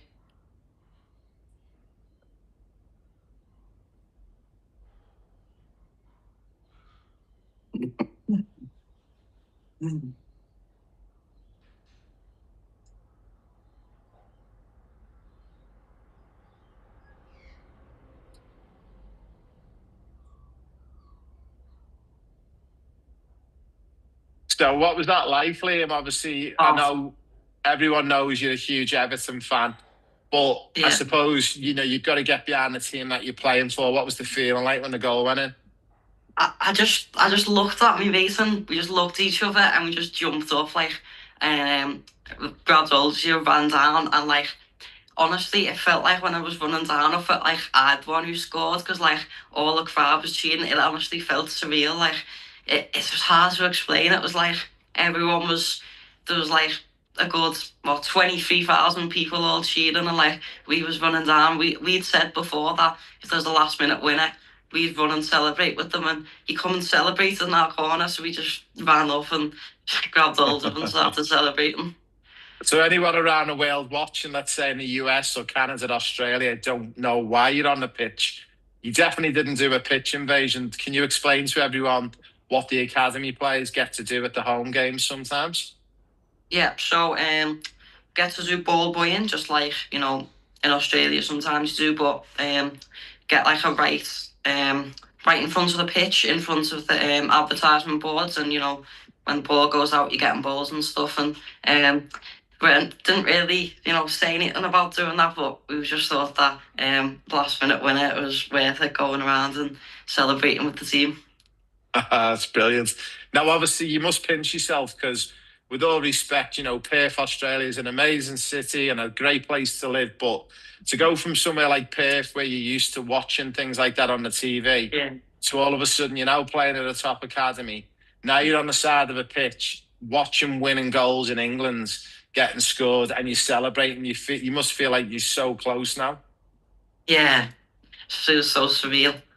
So, obviously, hopefully in a couple of years that you scoring that winning goal at Bolton Stadium. That'll be good, wouldn't it? That would be wonderful. Now, just before we get in, for everyone who's watching, we're going to do a very short 15 to 20 minute review on Liam's football. And I think it's really important for all of our boys and girls watching that it doesn't matter whether you're at a top academy or you're at a community club, say in Perth, Australia, or in Laguna Beach in California, wherever you are, you've got to start somewhere. And Liam, obviously you started on this programme a couple of years ago. It wasn't that long ago. And now you proved to everyone that it is possible, but you've just got to have that little bit of hard work and consistency. Now, I want to share again, I'm not doing this to embarrass you, Liam, but I want to share a couple of pictures if that's okay. Because time to time, your dad sends me some great pictures and we have updates between each other. But this picture here, can you explain a little bit about this picture and who it's between and what it was? Yeah, so that was Blackpool last Sunday. This was the second time we played them, and it was a big game. Blackpool are quite close rivals with Bolton, so we always knew that was going to be a big game and it would be a bit tense. And some of the boys were quite nervous, you know, it was a bit tense in the change rooms, and then we went out and we just played our football, we destroyed them. I, myself, as an individual, really good performance. The whole team was excellent on the day. It's the best I think I played with them. We just moved it around them, done really well, and then went up. Second half, we was 2-0 up. We sort of seen out the game. Then we still had fresh energy in our legs, and I got my goal at the end. Got a little slip ball through and took my goal well. And then in the change rooms after, the coach said to me I was man of the match. So that's why I got that man of the match there. And yeah, it was a really good performance, and you know, it was a top example of how our team played together. It's amazing. Now, for anyone again who doesn't really know who Blackpool are, it wasn't so long ago that they were a Premier League team, but also, as you said, they're very close to Bolton Wanderers. They're not too far in distance. And I know from working in the Premier League and in England, Blackpool attract a lot of ex-Liverpool, Everton, Man U, Man City players. So they normally have a really solid academy team. So I think that 5-1 win was a great win for you, Zay. Yeah, brilliant. Now, just the final picture I'm going to show as well is this one.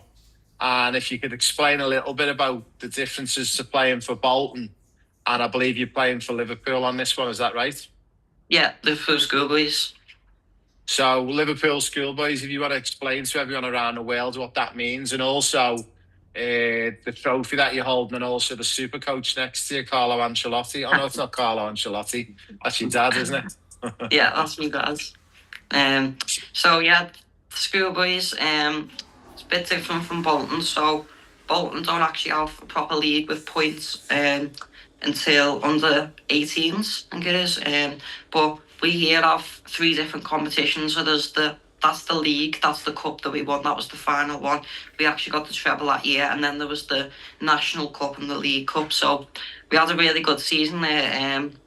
Obviously, that was the final game of the season. We had to win to get the league, I think, and yeah, we done really well to win that game as well, and that got us the treble. So yeah, that was really exciting. I haven't had much of because when I came to England, before that in Australia, we didn't have a league yet.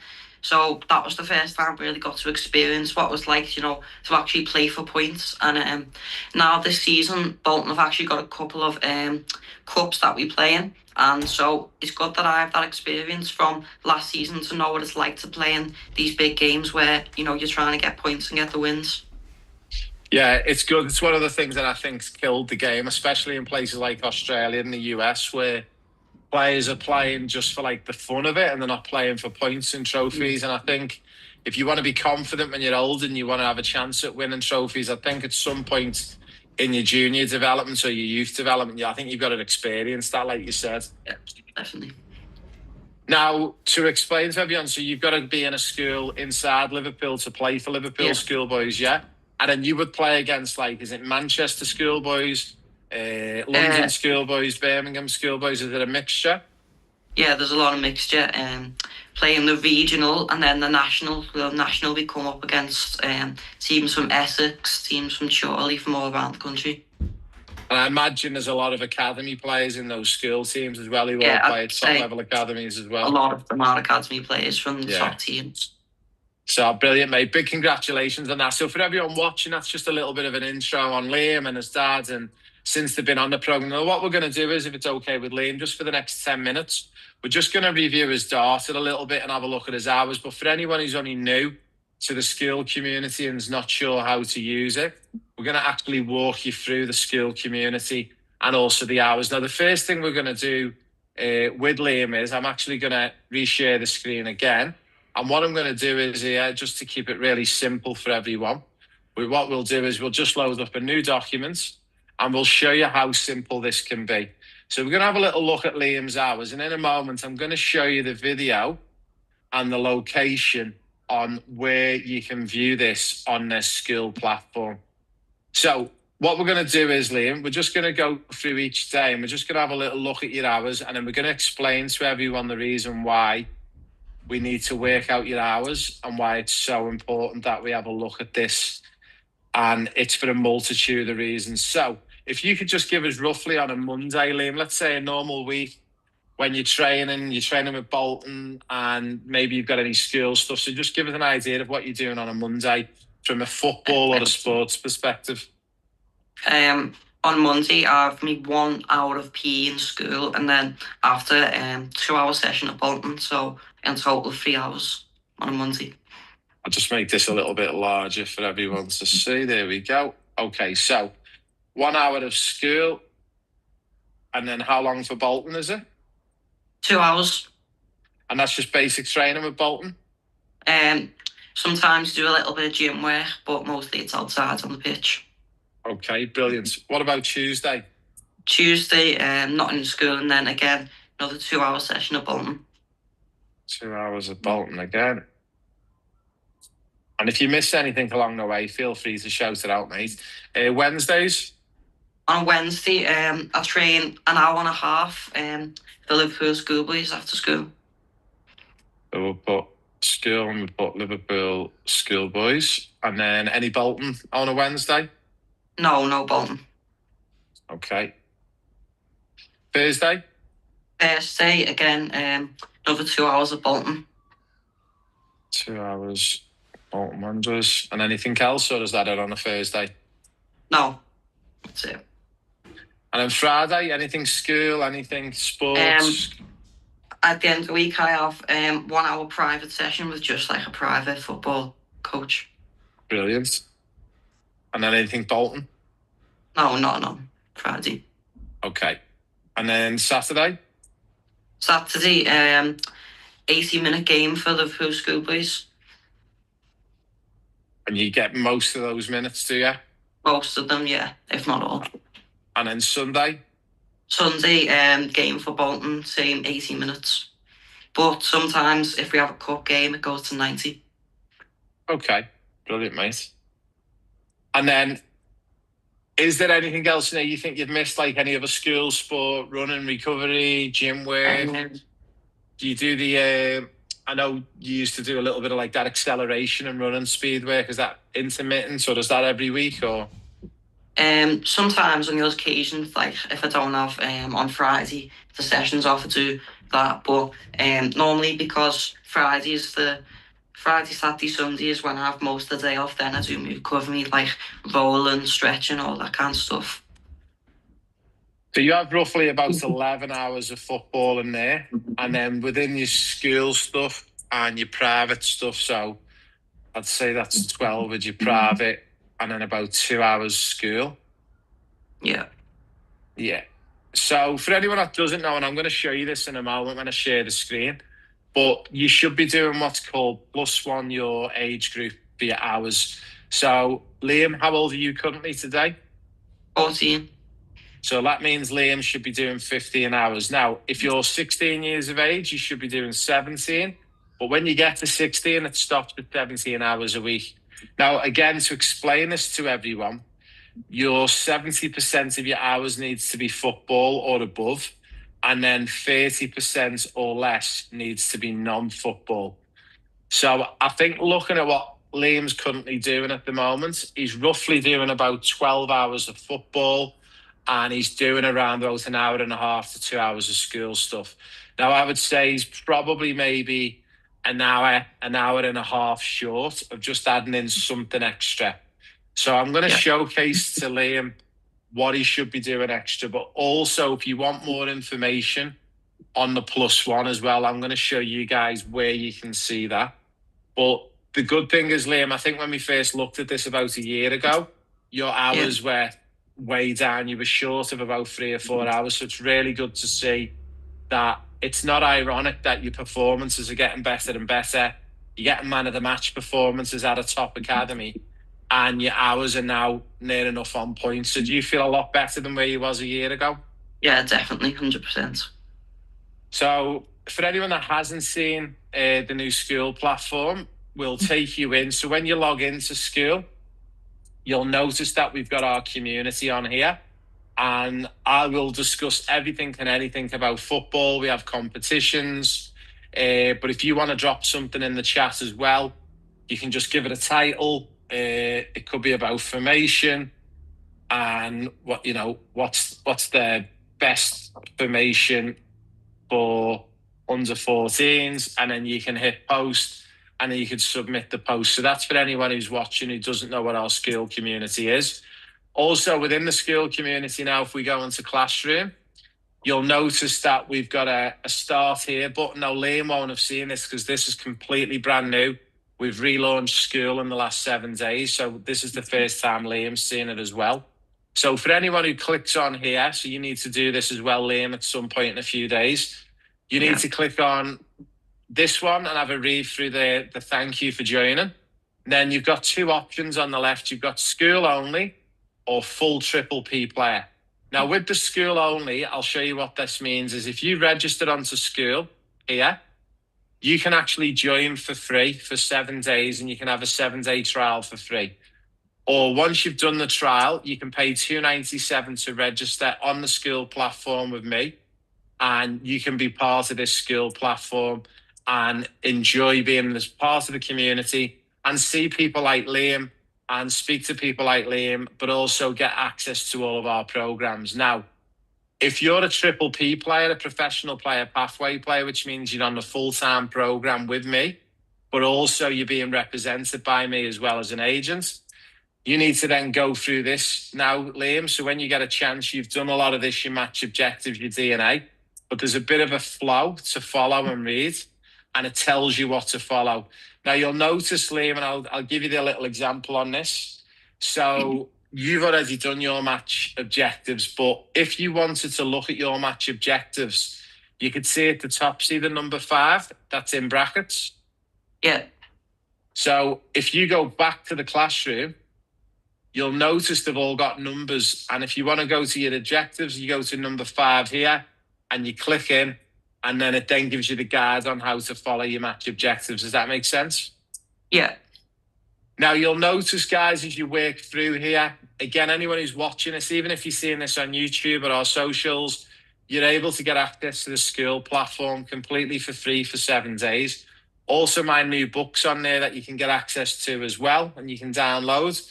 And it talks about my time working in the Premier League, working at clubs like Bolton Wanderers, is one of the first places where I actually completed my UEFA B licence as well. Now, the big thing that we spoke about to Liam with his hours was giving him an idea to build up an extra 1 to 2 hours a week. There's 2 areas, Liam, that I'm going to get you to have a little look at for me. But before we do that, one of the big things is how many hours a week. So for anybody who wants to know how to work out your hours, so before we showed you on this sheet that we worked out that it's +1, your age. If you go back into that school platform, can you see section number 12 there, okay, Liam? Yeah. And it says how many hours a week. If you click on there, there's a video. If you hit play, it only goes for about 15 minutes. So for anyone who's watching this, you can hit play on this video and it will showcase to you how you work out how many hours you need to do. But we've just done that for Liam, so we don't need to show him that. Now, a couple of things I would like Liam to consider is number 7. And don't worry, Liam, what I'm going to do is I'll drop you the message in the school community so you don't have to write this down. But you need to have a look at number 7, football mental strength training. Also, number 10, the dugout. And if we go into the dugout, you will notice there's 2 key areas that I want you to start working on. One of the key areas, again, is revisiting and having a little look at your beep tests. Now, remember when you do beep tests, and I've explained this to Liam and all of our players before, we don't want beep tests to be done at the beginning of the season, at the middle and at the end. It's not designed for that. The beep test is to build up acceleration. The beep test is to build up deceleration. It builds up speed. It builds up the lungs and the engine of the body. And the big thing is that resistance from injuries. So the common injury that players get is the ACL injury. If you're doing a beep test 2 to 3 times a week, not only are you getting fitter, you're going to get stronger, cardiovascular system's going to get an upgrade, but also you're going to strengthen those knee areas. Now, the best way to do this, and Liam knows this, I've gone through this with him before, when you run down one side on the beep test, make sure you decelerate on your right foot. Then when you come back up the opposite way, you decelerate on your left foot. This way, you're balancing the weight onto both knees. Now, Liam, when was the last time, honestly, you'd done a beep test? Probably end of last season, maybe. A couple of months ago. So one of the things I want you to do is with your dad, and again, all the guidelines are in here if you follow the beep test rules, and it actually explains what you need to do with the distances, 20 meters apart. And then if you follow the video through, it'll explain it for you. Now, for me, Liam, if you're doing at least 2 times a week, how long does it roughly take you, Liam, to do a beep test? Max probably 10, 12 minutes. Yeah, so for anyone out there who goes, I don't have time to do a beep test, how bad do you want to be an academy player like Liam? How bad do you want to make it as a professional? And this is the thing that I would say to you is putting in a couple of beep tests a week. Liam doesn't necessarily need to do 2 to 3 beep tests a week for the rest of this year because he's already in the pro system. He's training like a pro. He's got his hours up where they need to be. But I'm going to challenge Liam now for the next 2 weeks just to get me 4 beep tests so I can have a look to see where his score's at and how he's travelling. So are you going to be okay getting a few of them for us, Liam, at some point in the next few weeks? Brilliant. So that still only builds Liam up by about an extra 20, 30 minutes a week. One of the other things that I want him to think about, and most of you guys out there watching this have got a mum or a dad or an uncle or an auntie who's always keen to go out and have a kick with you. Liam's very fortunate as well. He's got his dad who can get out with him. Is having a little look at the one-on-one sessions. So if you click on the one-on-one sessions here, you'll notice that we've added in 9 one-on-one sessions. So what I want Liam to do is once a week, just pick on one of these, Liam. So you might pick on the first one touch, scan and move. Hit play on the video, have a little look at it and then replicate it. And then just do it for half an hour. And maybe you could do 2 of these a week, 2 half-an hours. So with the 2 beep tests, the 2 one-on-one sessions, all of a sudden there's your extra hour and a half that's added into your schedule. Does that make sense? Yeah. Brilliant, mate. Well, look, it was short and sharp. It was great to touch base with you. Now, before we do go, one of the things I want to ask you is I want you to tell me 2 things. Give me 1 tip for anyone watching. What's your number 1 tip that you think you'll stand by for the rest of your life that you've since learned, since maybe joining the program, since your dad's been coaching you, since you were playing in Australia? It doesn't have to necessarily be with us. But what's the 1 top tip you would give to any player watching? First and foremost, was just to work hard. I've always been told it, and it really does make sense now because even I can see players in my team at Bolton, at Schoolboys, the ones that work the hardest, the ones that perform best in the game, sometimes getting opportunities to play up with the under-16s. So the first and foremost tip is just to work as hard as you possibly can. Brilliant, mate. Now, before you go, have you got any questions, any concerns, any problems you want to ask while you're on, or are you pretty good to go? Pretty good to go, I think. Now, I believe we've got a big game this afternoon in Liverpool down at the Hill Dickinson Stadium. The mighty Everton are playing Tottenham Hotspur. Are you going to give us a score prediction? I'm going to say 3-1 to Everton. Oh, that's a good score. And I actually spoke to his dad before, and my prediction, I hate saying this as a Liverpool fan, but I think it's going to be Everton 2. And I think Grealish first goal and Tottenham Hotspur a big fat donut to 0. So you and your dad enjoy yourself, mate, at the game this afternoon. It's great to touch base. We are planning on...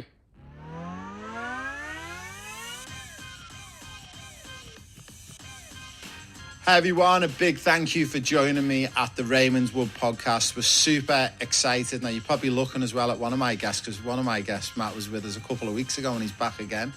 And we've also got Paul Merritt with us as well. So Paul and Matt, how are you guys? Good, Ray. How you going, mate? Yeah, very, very good. Very well, mate, very well. So we obviously spoke with you guys about a year ago and was really intrigued. And one of the problems that I seen in the game of football, soccer, as we call it here in Australia, was all around athletes planning post-careers and also basically trying to help athletes secure the futures. And then when obviously you told me a little bit about Merit Sports and what you're doing. But before we get into that, I'd love it if you just maybe give me both a quick little 1 minute overview of who you are, what you do, and how you've ended up to come into form Merit Sports. So we'll probably start with you, Paul. Yeah, thanks, Ray. Yeah, look, I've been in the property game for 36 years, and you know I'm third generation real estate, and I've done land, I've done building, I've done retail building, and now I'm in that wholesale space, helping people with investment properties. And my specialty is house and land packages, so land and new builds. And you know what I've seen and learnt over the last couple of years is, for me personally, is watching people build wealth through property and how that's exciting to them, but also to me, because I'm trying to help people build that wealth by buying multiple properties, not just one or two. And because I've got a bit of a sporting passion like you, I'm a bit of a sporting nut. I wanted to work out how I could combine those two passions, and over time, you know, I've read reports where you've got athletes that, you know, some have been successful in life after sport, and what they've done while they've been playing professional sport, but there's obviously a lot of stories that you read where people have finished the sport and they don't know what to do next. They've got no money, they don't know what to do next, and then struggle in life. And I thought I need to somehow tap into that as well, and get involved, and trying to work out how me as an individual contact sporting people who don't know who I am. Was the next step that I thought I needed to work out how I would do that. I've known Matt on and off for the last sort of 10 or 15 years, and bumped into Matt a year or so ago, and just sort of said to him, "This is what I'm thinking about.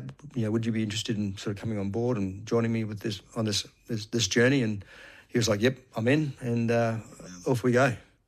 Matt, a little bit about your background, if anyone hasn't seen my last podcast with you on. Yeah, mate, very fortunate and to be a professional athlete in rugby league for 10 years with the Brisbane Broncos, also representing Queensland and Australia along my journey. So debuted in 2010, and then I was medically retired in 2019 due to a shoulder injury. So yeah, coming up to 5 years, almost retired now.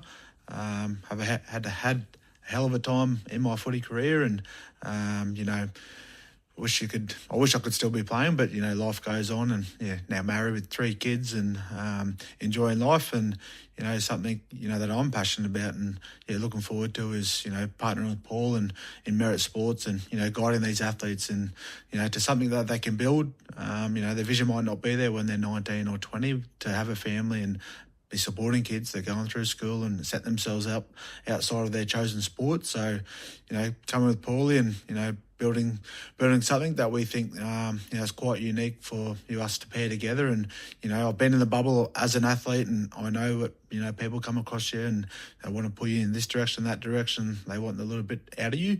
You know, something that we've created that's going to be out there for athletes to come into a safe environment, a trusted environment to, you know, hopefully and eventually set them up for life out of sport. So very much looking forward to that journey. You know, I think you've got something, again, very special and unique that we can offer to athletes. Amazing. Just to clarify, I'm pretty sure it is, but this is support for all athletes, no matter the sport or code you play, and that's correct? Correct. Yeah, correct. That's it. Yeah, we want to help any athlete across all sports. Obviously, Matt's rugby league, but you know, we've been talking to people that are playing AFL at the moment. We're talking to a lady who's a Olympic athlete, and we've got some contacts, obviously through soccer with yourself and other sports. So yeah, across all sports, we're here to help. Yeah, I think what excited me the most was when I was a coach, and then when I first met with you guys and you were telling me about the idea, and it was like, I think personally you're solving one of the biggest problems in sport. And I think it all stems down to one thing. I think it's education and the lack of education, in a sense of start planning now whilst you're an athlete, and then you're going to be right for the future, because the amount of, I think I gave you the story, but I won't mention names, but he was an ex-professional who was at the top of his game in the Premier League. Unfortunately, through personal circumstance, went through a few divorces, which meant every time you get divorced, there's a split of money. And he got to the end of his career. He was sustaining a life where he was earning £40,000-50,000 a week. Once that money stops coming in, he kept that lifestyle, and pretty quickly his money run out. And it's so sad to see. And there's many, many examples, and not just males, but females as well, in football and in soccer. And I'm sure it goes on in rugby league and union and everywhere. And I think what you've stumbled upon here, the idea, I think it's genius, because I think it's so needed. We want to sort of grow that further, because education is one thing, but mentorship is another, both in sporting life and life in general. Everyone's got parents and friends that they can fall on, but if they want to talk to someone outside of that bubble, because you've got your professional sports bubble, and then you've got your inner circle bubble of friendship and family, if you want to explore something a bit further and just have a general chat about life, that's what we're here to do as well. That's part of why we've got Matt here from a sporting mentor point of view and life, and I'm here from a property mentorship and life. So we're trying to build on that as well. Yeah, I think it's great. I think the synergy between you and Matt, when I thought about it, I thought, you've got someone who's played for the Broncos, played for Australia, played for Queensland. From a sporting point of view, there's no bigger pinnacle. And then from your background with like the real estate and the advice around the finances, it's a win-win. And I think people are going to look at it, and they always will. They'll go, who actually runs the company, who's involved? And I think when they see your background and your acumens, it's a no-brainer. Yeah, and I think I played 4th division in rugby union too. So yeah. We'll look for those highlights. You probably won't find any of that on YouTube. That's for sure. Yeah, just back to what Paulie sort of said before. It's you need to disconnect from what you're doing, and as an athlete, you need to have your time, your downtime, a focus away from your chosen sport. And I think coming into our environment, you're going to feel that of I'm in a direction where I can sort of see, and that, like Paul said, that's our job, to educate them at a young age and trying to get them thinking that way. It's not saying we're just dealing with those younger age groups. It's never too late to start building some wealth, but it's important to get the kids that are coming out of school. They're obviously highly talented and they're into a system, whether it's league, cricket or soccer. To educate them, have those conversations, and try and think about what life looks like in 10 years and how they want to be set up. Do they want to go out and do a 9-to-5 job and digging holes, or do they want to set themselves up so they can have some flexibility and probably choose a bit more of what they want to do after their sport? So it's definitely important to have those conversations early and just keep reiterating what we're here to do. Yeah. Paul, for you, I've thought about this, and I can see from an athlete's point of view, a lot of athletes might be a little bit scared to maybe reach out, and they're going to think, how much is this going to cost me, or what's the effort levels? But I think, do you agree, the financial literacy has got to be part of the athlete's journey? Look, I mean, as a normal buyer's agent would have a sign-on fee, if you want to engage them. I get paid by the builders, and so I don't charge anybody any money. So my success is based on doing the business. That's the first and foremost. Amazing. The journey that we take the athletes on is there's no pressure. We'll sit down and have a coffee, and we've just done this recently with a young player, and his parents came along too, and we're very supportive of that as well, because this journey we're all involved, and we talked about what we do and how the process works, and there's no obligation for them to go any further if they don't want to. We're here to help them, but it's their choice. And so we will advise and educate on what the steps are, and they've got to take those steps. And we'll nicely say this is what you've got to do, but there's no pressure. We're here to hold hands, and if that takes a couple of years of chatting and they finally decide that they want to do something, no problems. That's the way we do it. When they reach out to you guys, Matt, you and Paul, what's like the first sort of step or process? Would you, do they log online and register interest? Is there a one-day course? Is it an informal meeting? How does it work? Like if we've got athletes out there watching, because I know through my background in UEFA as an agent and as an ambassador, I've got thousands of players who are following me, and I've spoken to a few of them about this, so they're really keen to engage. How would they engage with you to kick it off? Well, there's plenty of obviously Paul and myself through our socials, and to reach out and follow Merit Sports AU online, and maybe reach out through there or through my personal account as well. I've got a profile there on Instagram as well. There's our website that's running as well, but yeah, just reaching out is the first thing, and then it's just a matter of catching up, making some time. Whether that's through an online meeting or it's a coffee down at the local coffee shop. It's it's important to catch up, understand what they're thinking, and obviously they're going to have questions about the whole scenario. So it's just important to catch up and have those conversations and get to know them. First and foremost, it's not we're here to build something. We're not here to sell you a product that one hit wonder. We want to help you and guide you and build your wealth, not just go looking for something and get rid of you. It's about building the relationship first and over longer term. Longer term. And I think the face-to-face, whether it's in person or online, is very important, because you get to see what the person looks like and see the colour of their eyes, and that to me is very important to, as part of that, building that rapport and understanding and trust with an individual. Yeah, absolutely, 100%. Just to also, obviously we've got athletes all around the world. Are you guys willing to work with athletes no matter where they're based, or have they got to only be Australia based? Or well, if they're Australian, that's all that matters, because if they are Australian and they want to invest in property, then obviously we're talking about Australian property. Wherever they are based is no issue for Matt and I, and we're happy to go and visit them in England or America, or wherever they are. That's not a problem either. But we're here to help all athletes, whatever sport, whatever part of the world they're playing in. Yeah. Is there any plans further down the line where you might be able to help people who aren't Australian? Like you've got an English athlete through one of my contacts who are really interested in getting educated around how they could build some more wealth for the family and purchase properties. Is that going to be something you might look at further down the line? Or? Yeah, potentially. I mean, it'll just come back to where we do that, because there's obviously rules in Australia about buying in Australia. And there are some countries that can do that with the right criteria, and then there's some that don't. And so that'll be something down the track that we will look at and consider. Yeah. Who knows? Amazing.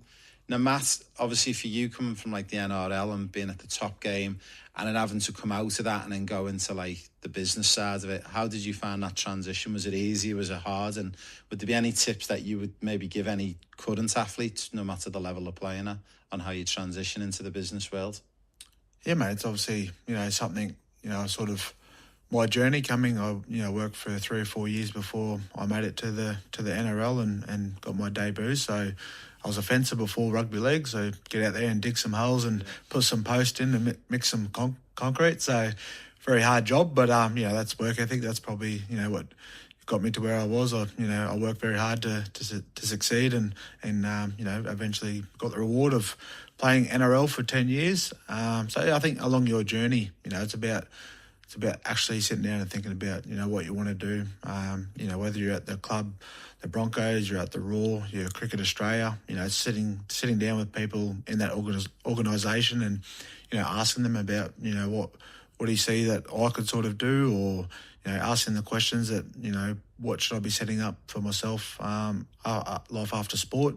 It's very important. I was pretty lucky that, or not lucky, I was medically retired due to a shoulder injury, but I got to experience a bit within the club. I did some corporate work. I did some ambassador, game development, charity work as well. So I was covered a lot in the 3 years that I was medically retired for in the club. So it got me a bit of a feel, and that's like anything when you're going through your career. It's going out and seeing if you like to dig holes. Or Yeah. it's you know, it's like if you want to be a nurse, you want to be. What's the answer to that? Oh, don't do it. It's bad shoulders. I think that's where I come from. Digging too many holes before I played, and but yeah, it's just getting those life experiences while you can, while you got the time, a lot of spare time as an athlete, or especially in the rugby league world, to set aside some time to put yourself out there and go tag along. But again, I think meeting the right people. I've obviously known Paul for a while, but we really connected after I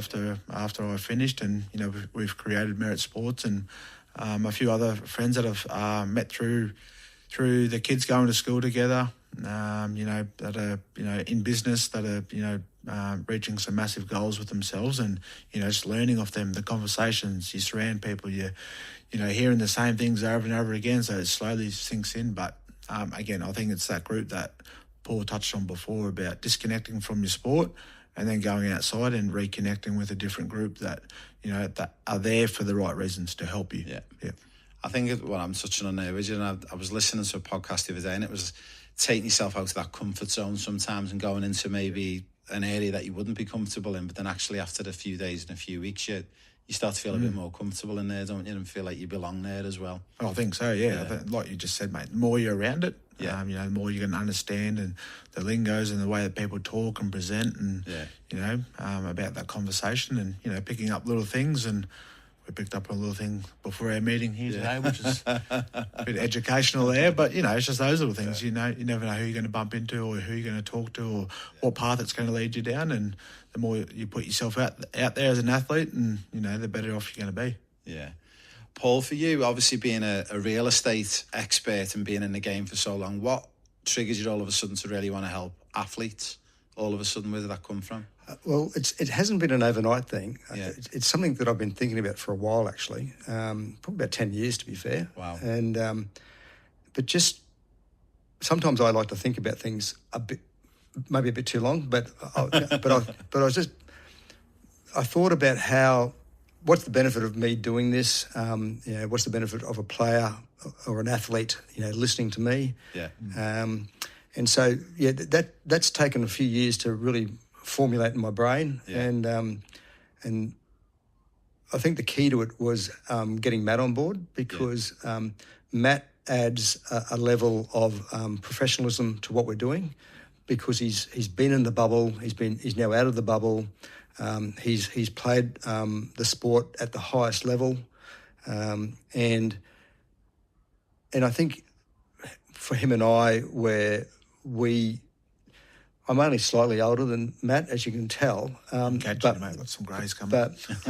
But we've got a real good connection together, and we're both married and family men, and we've got kids that are playing similar sports, and so there's a real good connection for us, and that was a key for me to help grow and build that business. Yeah. But mate, it's been in the brain and on the drawing board for a few years. A long time. Yeah, that's good. Matt, I know we did touch on this a little bit last time, but I want to retouch on it again. I think it's an important one. But why do you think so many athletes, even maybe in rugby league, struggle so much financially after retirement? Is there one thing that you can really pinpoint on, or do you think it's a culmination of things? I just think it's just not having the right people in your corner, mate. Whether it's whether it's mum and dad, or it's your best mate, it's your uncle, or whoever it is in your corner at the time. For me now, being outside, and all I want to do is help athletes to set themselves up. You do put yourself or put the body through a lot. People probably don't understand what you actually do go through as an athlete, and especially a contact sport, and injuries, and the pressures of being in the spotlight all the time. And for me, it was okay for me being in the spotlight. I was fine. I'm a pretty easygoing bloke. But, for some that, they come out of school and straight into their chosen sport, and they're plastered all over social media, the news, they're out there, they're looked at, they're under the pump from the media, from every little thing they do. So, again, it's just having the right people in your corner that you can trust, surround yourselves, you can bounce ideas off. We want to create that environment for them. I've, again, been there, done that. I've been in it. I know what it's like to, copper, some verbal abuse and some online abuse and everything else. But again, I was okay with that. It's part of my job. And yes, I didn't play, and yes, I dropped 2 balls or whatever it is. Made some mistakes, but life goes on. But again, I think, definitely getting them to a young age. And, some, like I said, they come out of school, they're earning some good money. What are they doing with it? Are they just going to go waste it and buy a new car, buy the best clothing brand, clothes, shoes, whatever it may be, and not thinking about, they've got to think about their future and what they want to do. Yeah. It's not forever. I was a 10-year career. Probably not many people, can play 10 years in rugby league, or, some people play for a year or 2 and they're out straight away. So it's about maximising what you can as an athlete to set yourself up, and it goes very quick. It goes very fast, doesn't it? Yeah. 1 minute you're playing 4th division sport, and then the next That's it, mate. Yeah, no. Welcome to the Professional Player Pathway. If you've got a dream yourself or a dream for your child and you're going to move heaven and earth to make it happen, this pathway is a way for young football players like you to hone your skills and get your chance in Europe. Because talent is everywhere, but Europe is where football stars are made. So it's our job to get you there. But here's the kicker. Getting to the UK or Spain for academy trials isn't enough. You need to be good enough to get signed, which is why our programme focuses on the complete footballer: skills, mindset, nutrition and education. We prep you not just to be as good as the English and Spanish kids, but better. In our sessions, we're going to cover a lot of ground. What exactly is the Professional Player Pathway programme? How does it improve your game? What it actually takes to become a professional footballer? Who we are partnered with? And the most important is our success stories so far. Will you be next? Register below or contact us.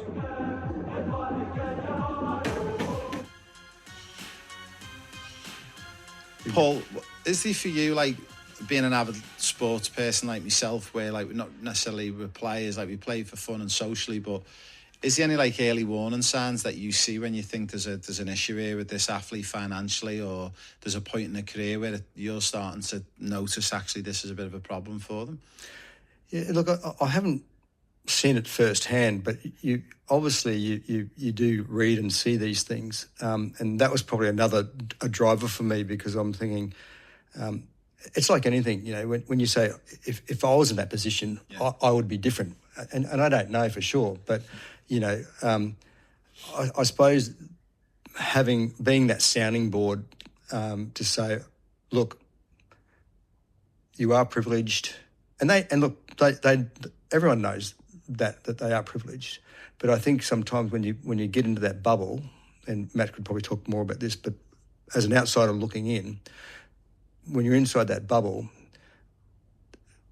outside of the bubble almost doesn't exist. Yeah. And I suppose my view on that is to try and educate that you've got to look outside that bubble while you're in the bubble, because there's a lot of people out there that want a piece of every athlete for good or bad reasons. And so those athletes have got to be cautious about that. And once again, having Matt with me helps cement that we're in this for the right reasons. Yeah, that's a help. Yeah. Before we move back to Matt, just one other thing, is probably an obvious question, but for some who aren't really aware of it, why is the focus point real estate? Why is it so important to people? Yeah, look, there's pros and cons for doing anything financially, whether it is in cryptocurrency or real estate, and real estate could be industrial or commercial or residential, or it could be shares, or my vehicle is real estate, and the vehicle within that is residential, and then the vehicle inside that is house and land packages. I've been doing house and land packages now for quite a while, and I see the benefits in doing house land packages, and from things like you only pay stamp duty on the land, you've got tax benefits on the new build, you've got a brand new product, so you've got less maintenance, you can get a better tenant, you can get a better rent. You're generally buying in areas that are growth corridors, whether they're master plan communities or big growth corridors. So that's my lane, and that's what I really know, and I've seen the results and the successes of people who have done that, and so that's what I'm focused and passionate about. Yeah. Matt, for you, as an athlete, whether you got an athlete who's 20 or 24 or whatever the age is, and they're saying, probably not for me, I'm too young to be thinking about this stuff. What's your advice to those athletes, and when should they start to plan and focus on the financial future? I think straight away, mate. I think you even though you're probably not in the right mind frame, or you don't have the right people in your corner, or whatever it is, you should be thinking about it. Like I said before, you could be in the spotlight and you could last 1, 2 years, 12 years, 15 years. You're not sure when that end date is as an athlete. With, as we know, injuries do come into any sport there. So I think from day one it's definitely coming out of school, especially coming out of school into a system. You've got to be thinking about the long term. It's so important. It's like I said before, it goes by so quick, and you're in that bubble. You're enjoying life. Everything's great. Everything's prepared for you. You don't have to think too much about where to be, what to wear, what to eat. It's all given to you. So you get stuck in that little bubble. So it's always, the earlier you can, switch that mind frame of actually thinking about where am I going to live? Where's my wife? Where's my 2 or 3 kids going to be? Where are they going to school? What does life look like for them? Am I able to support mum and dad when I sort of finish and throughout my career? What am I doing now to set myself up? It's so important, and it's about education. Obviously, you're not going to go sit down with a 18, 19-year-old and they're going to go, yep, I'm straight away. That may happen, but it's about having those conversations and just, making sure they feel comfortable with, setting stuff up or putting things in place for the future. Yeah, that's such good advice. Yeah.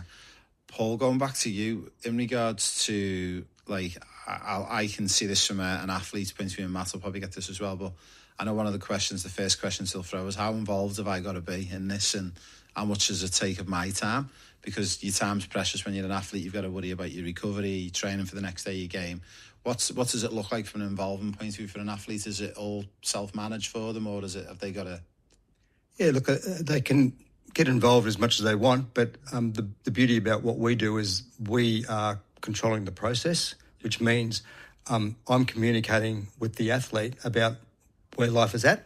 Yeah. And so as long as they're happy that they're getting that regular communication, and communication for me is big with regards to my dealings with the builder or the broker or whoever it might be.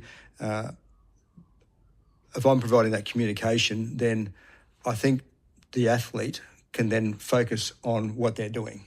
They don't need to be ringing me every day if they don't want to and saying, what's going on now? They don't need to do that.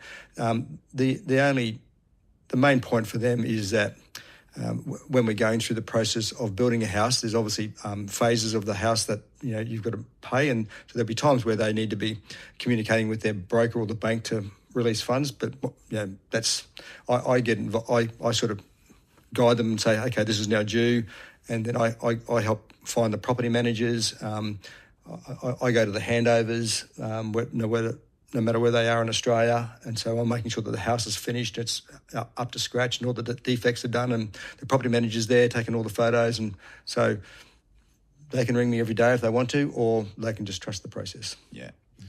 This one's probably both as whoever wants to have a go at answer, but have you seen any, whether it be with Merit Sports or with anyone else, where there's been some really good success stories, maybe someone you've come across in the Rugby League Wales who's done really well, or have you seen any cases and you could maybe talk on to some of the people watching and listening in? Yeah, well, me personally, I've just had a client finish a house, and I think the uplift on that house has been $120,000. Wow. Just while the house is being built. It's crazy. And I think when we first did the deal, we had a rental appraisal at about $580 a week, and we've just rented the house out for $625 a week. Wow. So so that's been great for that person, and we're almost at the point now we're going, okay, where's the next one? Yeah. We've one of our Matt and my clients has bought a property in Melbourne, and he hasn't even gone to site. He's just gone to site, and he's already made 70 grand because the market's sort of moving already in that part of the Melbourne, and so he's already ahead of the game. And so that's hopefully what I can achieve for a client, because I'm following market trends and, you know, where the growth is, and because with my conversations with builders and developers and real estate agents, that's what I'm following right now. And so hopefully, these guys are off to a good start, and we can just keep building on that. And if anybody hears what I'm saying, then hopefully they can be part of that process. Yeah, it's a great testimonial. I mean, 70 grand, 120 grand before it's even built. It's an amazing success story. Yeah, it's amazing.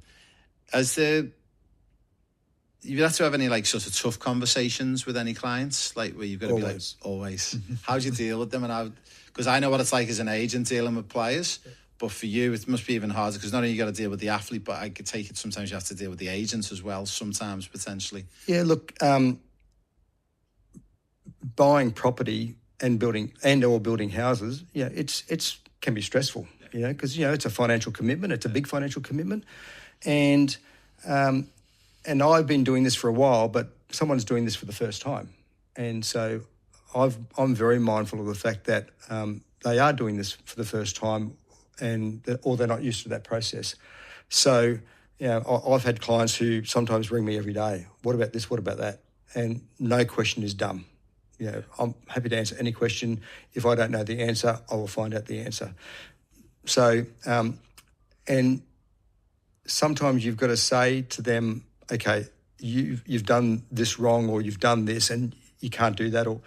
So you've got to have those conversations, but that's all part of A, communication, and B, building that rapport as even more so, and trust with the client, because there's no point when you're building property, you can't fluff your way through it, because you're going to get caught out.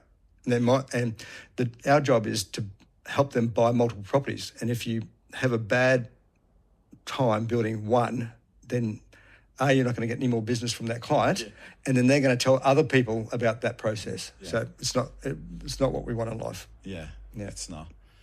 Is there sort of from an athlete's point of view, Matt, and I'll give you an example, a great success story, and it'd be interesting to see if you know of any as well in the rugby league world or anywhere, but there's a player who's actually played in Australia called Robbie Fowler, and he used to play for Liverpool, and he was earning around £20,000 a week. This was going back 20 odd years ago, and he had a very savvy agent who'd been involved in the real estate world, and he told him to basically commit half of his salary every week into investing into properties.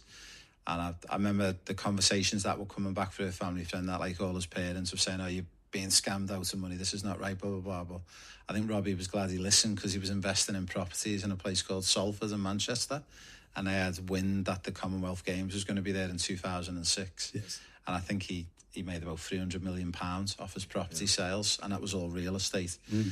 Is there any good ones that you have seen, good cases of, or you've heard about in the sporting world in Australia, where you know of someone who's done really well outside of the code? Well, I do know. I won't name names, but there's an ex-Bronco player who's been pretty savvy in buying real estate, both residential and commercial, and he owns all that property. He's never sold them, and he still is involved in the rugby league industry. But I don't think he really doesn't need to work. Yeah, to be serious. A good place to be. Yeah. But for you, Matt, what are you most excited about over the next 12 to 24 months as you move forward with Paul and into Merit Sports? Is there one thing in particular that you're looking forward to, or is it a mixture of everything?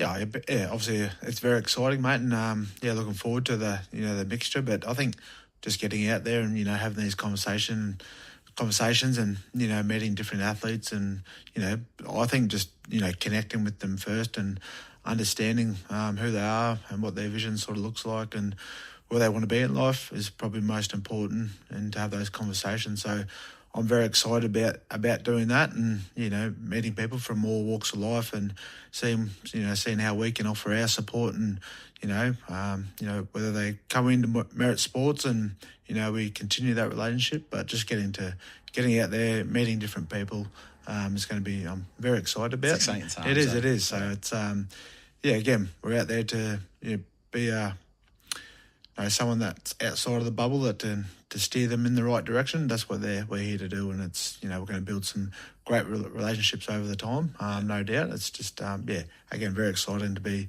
here in the initial sort of start of it, because it's a long road ahead that I'm looking very much forward to. I remember when I first met you guys and I went home that night and I was chatting to my 16-year-old daughter, and I get so excited with things, and I'm like, I keep finding these people and meeting these people who keep finding like complaints in the complaints department, but those complaints in the complaints department are the things that can turn into $1 million business. But it's not about the money, it's about what you can do through making that money and how you can change people's lives. And I remember saying, like, Matt and Paul have unearthed a gem, and I've been saying this one for years. Yeah. I feel like they've robbed my idea, but I've got no background in real estate and I wasn't a professional athlete. Yeah. So I said I couldn't really go into it.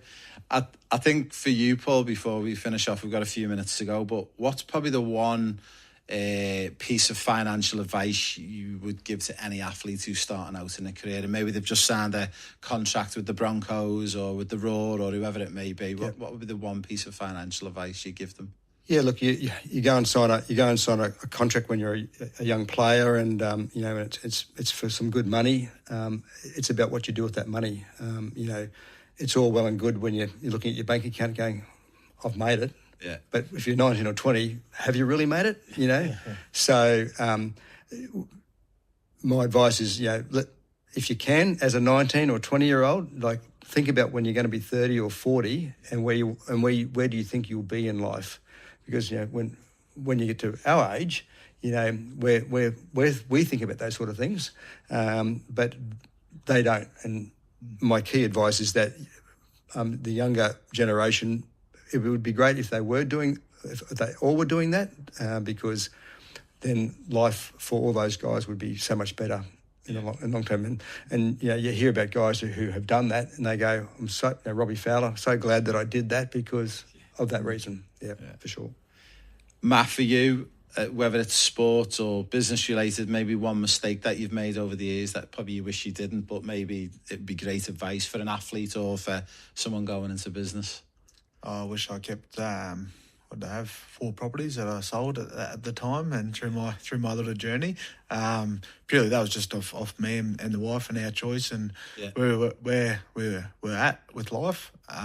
Looking back, I wish I held on to them, but that's all right. It all ended up okay because of, we built our family home and on a bit of acreage out at Warner. So 3 beautiful kids and a lovely wife to support now. So it all ended up to that end goal of where I wanted to be, sort of at the back end of my career. But again, it's getting it early, actually thinking about what you want to do, because it does go very fast when you're in the bubble of a sport, surrounded by good people in that sport. But it's over, and once it's done, it's done. It's you're not going to be earning that money again.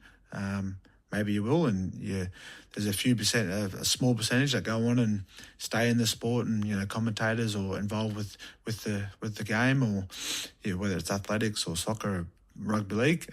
There's a small percentage that do stay on and still earn good money, but a lot of the other ones sort of fade off, and life goes on. So definitely having that vision of what will life look like for me when I'm 30, 40 years old. Yeah, amazing. Paul, just to finish with you, we'll do one more, but in regards to like money as well, I can imagine there's a lot of athletes watching this going, well, I don't earn $4,000, $5,000, $6,000, $7,000 a week. I'm only earning $1,000. Is this something for everyone, or have you got to be earning big money to be involved in this from your point of view? No, not at all. I mean, once again, it comes back to understanding where everybody's individual capacity is, because some people might say, oh, I've got X amount of dollars in the bank, I'm ready, I've got a deposit, I'm ready to go, but they may not have the borrowing capacity to actually do something. So the first step that we always take with players or athletes, once we've built that rapport, is talking with a financial broker whether it's ours or they've got their own, to understand what they can afford to borrow. And then we know if they can go to the next step, or if they're not ready yet, what is the roadmap to get to that level. Yeah, brilliant. So if anyone wants to reach out to you guys, I'll obviously share all the information for all of our followers in the show notes. But if they wanted to reach out, how do they reach out to you? Is it Instagram, TikTok? Is it website? Or Yeah, well, TikTok. the Are we web. on TikTok? I don't know. What's Not yet, TikTok? not What's yet. TikTok? Anyway, no. Well, the website obviously has both Matt and my mobile phone numbers and email addresses. Amazing. We've obviously got our Instagram account, which is Merit Sports AU. So that's the way to do it. Amazing. Reach out. Yeah, a big thank you both of you for joining me today. And I think you're going to be getting hands up from a lot of people when they see this, because I think it's so crucial. And I think looking back now, some of the athletes I've worked with, I think if we had someone like you guys around 10, 15, 20 years ago, I think people would be living a lot better life and enjoying it. So thank you for your time. Thanks, Ray. Thanks, Appreciate Ray. it. Thanks for having us on, mate. So a big thank you guys for joining us. We're going to be back in 2 weeks' time with our next episode at the Raymond Wood Podcast. A big thank you. Remember to give me a follow and a like.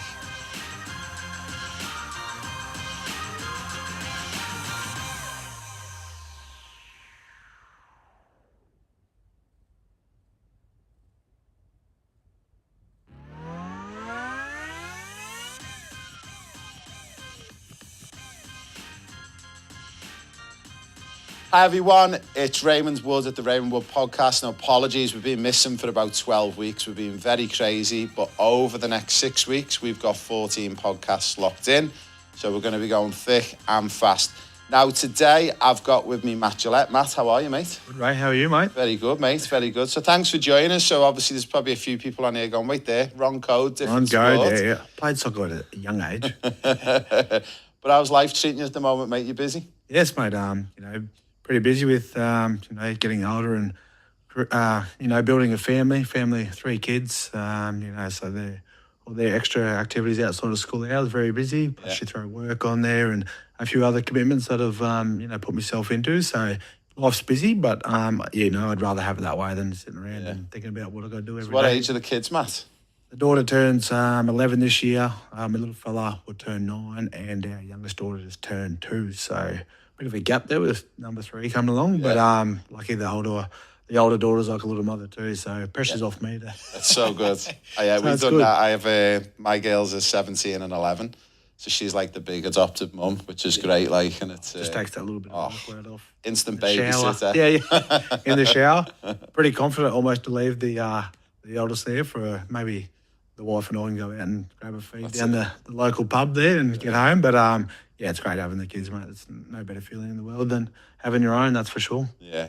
Now we're going to, obviously, I'm a big fan of all sports, and growing up in Liverpool, we just spoke off here a little bit, like 2 of the closest teams to us was St Helens and Wigan. And I spent a lot of time working in a place called Skelmersdale and Wigan when I was younger. And the rivalry of rugby league between them towns was just unbelievable. And then down the road, 15 minutes, you got the rivalry between Liverpool and Everton in football.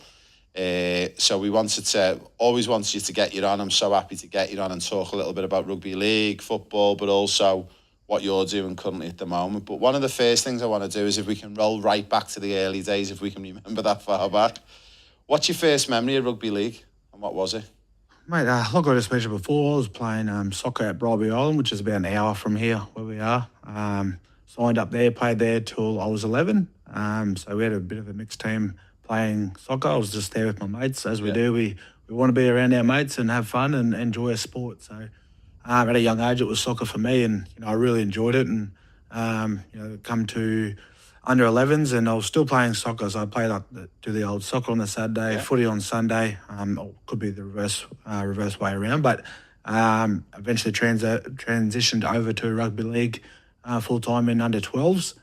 Back then we were no boots, so it was all barefoot, running around the paddock. So that was pretty cool coming from soccer where we sort of wore boots, and then rugby league you was still barefoot. So it was pretty crazy. Kicking off sand, so there was no tees, no markers that you were kicking off. Old school training with mums and dads putting their hands up to be coaches. So good times. But yeah, just again, the reason I went over to rugby league was because my mates were all over there, and I felt like I was missing out on something. So went over there and played played a lot of rugby league at Bribie Island, and that's I've still got mates from those days, which is very important. And one of the boys Dane Hogan, that I played soccer with, he was a year younger than me. We both went over to footy at the same time. He had to stay in that lower grade, and I was a year above him, but he ended up playing first grade as well through the Cowboys and Dragons here in Australia. So pretty cool story. We used to hang out as kids, and then sort of the same sort of pathway into rugby league. It's amazing. So do you think actually some of the foundations you learned in soccer actually helped you going into rugby league? Yeah, mate, I think it does. I can see it. My little fella at the moment is a bit uncoordinated, a bit of a bigger boy out there on the soccer field. But, that coordination and, especially with your footwork, it's quite important, not just for rugby league, but soccer, to be, agile and be able to adjust quite quickly. So if you ever see me run on a footy field, it doesn't look pretty. Yeah. It's a bit unco, but you definitely, I think, any sport, soccer, tennis, whatever that is, if you pick up something little from every different sport, it's going to help you, reach your goal one day and, maybe playing professionally or just being the best you can. You pick up skills from all different sports, I believe. When you transitioned across into footy with your friends and you started to realise it was going to be footy you were going to be playing, did you have an idol that you looked up to? Was there someone who really stood out to you as you started getting more into it? I know actually our family we followed St George, the Dragons. So growing up into that, so my pop, his brother was like a trainer, gear steward for the Dragons. So our family, me growing up, and I just followed mum and dad's footsteps and supported them. And Trent Barrett was one of my players that I looked up to. So he played a bit of 5'8", bit of lock. So he was forward slash. So dominant 5'8", but sometimes fielded and played lock. So and he's now coaching at the Brisbane Broncos as an assistant coach. So it was pretty cool to watch him play. I like the style of footy he played. He's a bit of a ball runner in that 5'8" position, a key role with moving the team around. But his strength was definitely running the ball, and he's a bit of a bigger body as well. So having him there, and I was very lucky when my first year into the NRL playing the Broncos, I got Rookie of the Year in the competition, and Trent Barrett, he presented me the award on stage. So it was, obviously I'm not sure if that happened on purpose or they knew that he was my favourite as a kid, but it was pretty special to get up there and get presented by Trent with that award. Yeah. It's funny, really interesting you were saying about like the transition between the sports and especially how the kicking can help. And I can remember I was living I'm very fortunate to work in Hawaii. And I was there with a couple of other coaches from the UK. We were there for a couple of years. And we had a goalkeeper with us. And I'll never forget him, Louis. And he was working at Chelsea at the time. And he actually got offered a position, a full scholarship to play American football, just based on his kicking. The punting, yeah, nice. Because we literally challenged these boys who were on NCAA 1 scholarships to a kicking competition. And we beat the three of them, me and the two coaches from England. But one of the guys was a goalkeeper. He was just striking it through every time. And it was funny, my first time moving to Australia, I think it was 2006, and it was watching the Broncos and Darren Lockyer. And when he just used to let that ball out of his hands and he'd just kick it straight through, and he'd always find a space in between the lines. They won the premiership that year. Yeah, they did. Yeah. And I can remember thinking that's exactly like a football or a soccer player, just kicking it between the left back and the centre back. And it was ironic, I found that he played a little bit of soccer as well when he was younger as well. So it sort of bodes well. I think that crossover with the sports definitely helps. Yeah, it does, mate. Obviously, you mentioned those key positions like Darren Lockyer. I was fortunate enough to play with him just before he retired, and I was starting my journey. But he was one player that could turn a game with his kicking game. It would have been the right spots, the kick chase, the rest of it comes off the back. But under pressure, he would put that ball where it needs to be every time. And like you said, repetition as a kid, playing soccer, and then just out in the paddock, kicking it over time and time, just knowing your game and what works for you. So Lockie was definitely the ones that you wanted his hands on the ball on fifth and last, or when it's time to kick, and you just react to what he had done. It's funny, for you'll know this as well, but we done a huge study in the UK for the Premier League and the FA, and it kicked off in around 2010, and to date the project spent like £1.9 billion, and what we discovered was we were looking for the secret sauce, and we done a bit of an exploration on David Beckham, and jokes aside, everyone said he was only talented because he was good looking and he married a Spice Girl. That helps. Yeah, it definitely helps. But what we discovered with him was he was world class undoubtedly, but he was world class because he was really good at one thing, and that exact same thing he just practiced repetition, taking free kicks and crossing the ball. And it showed us that if you just prepared to work on one thing and be really good at it, that's sometimes enough to make it as a player in any sport, really. Yeah, it is, mate. It's this day and age, and all the opportunities that our kids do have, and all the access to coaching, online coaching, the rest that they can just sit there and watch and understand what it does take to get to that level. And like you said, mate, it's just repetition. You've got an hour of training session with your coach a week or 2 times a week, and whatever your sessions are, it's about what you're doing after those hours or before those hours to better yourself as a player. And because, like I just said, mate, every kid's out there, they're doing the extras, they're doing everything. So what's going to separate you from them? Yeah. And that's just that repetition. That's just doing it. So when game day does come, or there's scouts, or there's someone's watching you, you've done it. You've done that kick, that tackle, whatever it is. You've done that 1,000 times. So you calm out in the footy field and just let it go. So it all comes back down to that repetition and practice, no doubt. Practice. Now, think back to when you got that first call up from the Broncos. Can you remember the day, and how did it make you feel did you believe it? Mate, I had a little bit of a up and down journey to get to debuting in 2010. I was part of the under-20s group when it first came out, so the national youth competition in 2008. I was playing at Brisbane Western District Panthers in Brizzy. I got an opportunity halfway through the year to play with the Broncos under-20s. I played about 5 games for them, 6 games. We'll come into the finals with the Broncos, and we're going pretty well. We're sitting at the top of the table. I was just playing off the bench, playing a bit of a forward role off the bench. At the same time, West had made the grand final when we were starting Broncos finals. So I decided to go back and play at Western District Panthers just to show I did my pre-season, all my training with them. Yeah. So I decided to go back to them and play in the grand final and give sort of that Broncos opportunity away. Weren't too many people happy in my corner, mate. Mum was okay with it. Dad, that phone call was quite hard. I was in tears and felt like I'd let him down. And as we all do as parents, are the sacrifices that we do for our kids to get them to where they are and the belief that they instill in you. So Dad was very disappointed in my decision. My player manager at the time didn't have any idea what I was doing. The coach, Anthony Griffin, who has coached first grade now for a few different clubs, couldn't get his head around it why I was going back to there. But for me, it was just about going back. I'd done the pre-season, the hard yards with them. I wouldn't have been playing 20s with the Broncos without them. So staying loyal, went back and played with them. We won the grand final for West. Broncos went on and played Canberra in the GF that same year, and they went down in a close match. The following year is when I went to North Devils, the Queensland Cup side. Yeah. But still then, mate, I was a bit iffy on what I was doing with my footy, and I didn't rock up to pre-season until after Christmas. We all know how hard pre-seasons are before the Chrissy break. So I didn't rock up. I started in reserve grade through training, and then I ended up playing Queensland Cup that year at North. I played a bit of lock, bit of 5'8" at the time, and then Ivan Henjak was the coach of the Brisbane Broncos at the time. And so this is in 2009. He come to me halfway through the year and sat down with me and said, we're going to look to put you a bit of a train and trial in the 2009-2010 pre-season. Let's see how you go. And I was like, all right. I did this with the 20s, so now it's my time to get in there, knuckle down. After that conversation, that's definitely something that I wanted to do is give it a crack anyway and see how I go. And I did, mate. My pre-season in 2009-2010, I put on about 10 kilos. Did the right things, discipline with eating the right foods, training hard.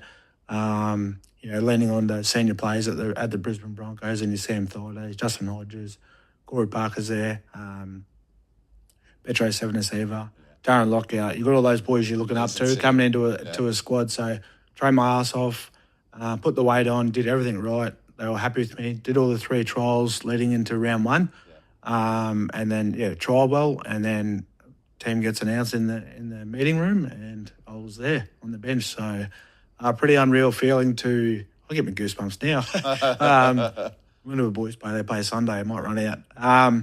But unreal feeling to all that hard work and the sacrifice you do to get to where you want to be is unreal. And just to make the phone calls to the family. I've been part of the time we weren't married, but it goes a long way. And just to get that jersey, pull that jersey on for the first time. I was lucky enough, we played the Cowboys, so a local derby, Suncorp Stadium, round 1 on a Friday night. You can't get any better than that. In the debut match, and it was unreal. Packed house as it is when we do play the Cowboys, and I was lucky enough we won the game, and I got to score a try in debut as well. But to run out and see the family in the crowd, and it's an unreal feeling. So it all kicked off from there, mate. I think I was at that game. Yeah, okay, yeah. It's quite funny. I took a lot of stick because anyone who knows me, I'm a 100% football, soccer guy. Yeah. I've never ever watched or participated or even shown any interest in any other code. And growing up as a kid, I had a mate in school who was obsessed with St. Helens. Oh, yeah. And I'm like, we all thought you were odd if you followed like rugby league in Liverpool because it's just a football, soccer city. But moving here, even like my brother was having a go at me, and he's like, why am I seeing you at like rugby league games watching this team called the Broncos? I said, because basically it's actually really good to watch. I said, and I actually think from my coaching background, I think we're seeing probably one of the greatest teams you're ever going to see. I said that it was unbelievable. I said, and also, no disrespect to the A-League, but it's not that great. Yeah, that's right. Yeah. Like, and it's hard to watch sometimes. Yeah. And so that was my Friday, and I used to love the Friday nights going to Suncorp to watch them games. You can't beat it, mate. A full house at Suncorp Stadium with the crew. So, what was your biggest shock though stepping into first grade? Because I've seen it before where players in football really struggle with certain things. What was the one big thing that shocked you and took you back and thought, oh, I've got to really, put a bit in with this, or something that really shocked you just in general? The difference stepping up to that first grade was something that really stood out. For me, mate, pretty sort of relaxed bloke and pretty cruisy. So, I think just once you sort of get around the players that you've sat and watched for a number of years before you're on the big screen, and you don't really know them as people, and coming in there you're a bit standing on eggshells and sort of not knowing where you sort of sit within that team and stuff. But the more you sit down, have those conversations with those senior players in the team, and it's pretty again, you're a bloke playing rugby league, and they're all doing the same thing. They're human. They have those conversations, same interest as you as well. So once I sort of build some connections there with the boys amongst that group, it sort of levels you out a little bit. And but mate, just the hours of training. You see the 80-minute performance on a footy field. Sometimes you go in extra time, but the amount of hours that you're training, you're eating, the food prep, the sponsorship stuff, the commitments you've got to do outside of rugby league. It's quite full on you. That you're within that group. You're at the Broncos more than you are at home with the family. So it's quite the big commitment. But again, for me, it's getting to that stage. That's a privilege to be in that position and to give back to people that love the game and just want to be around and see Broncos and see their heroes and the people they look up to. It's quite special. And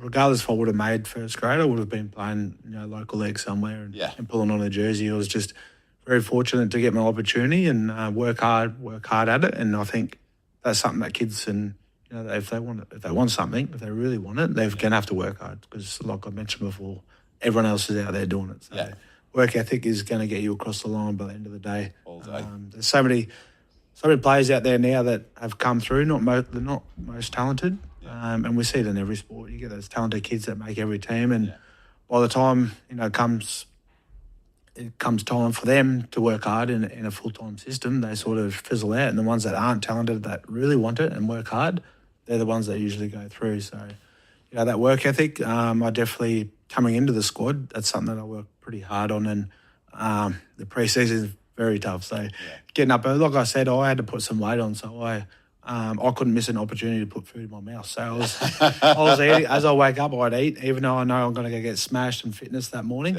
I'd have to put something in the body. Otherwise, I'd fall behind maybe a kilo or two. So putting the food in the body and then going training, having food straight after, it was just, I'm glad I did it, mate, because it was a hell of a journey and something I love. So it's unreal to do that and say that I've pulled on the jersey for the Brisbane Broncos is unreal.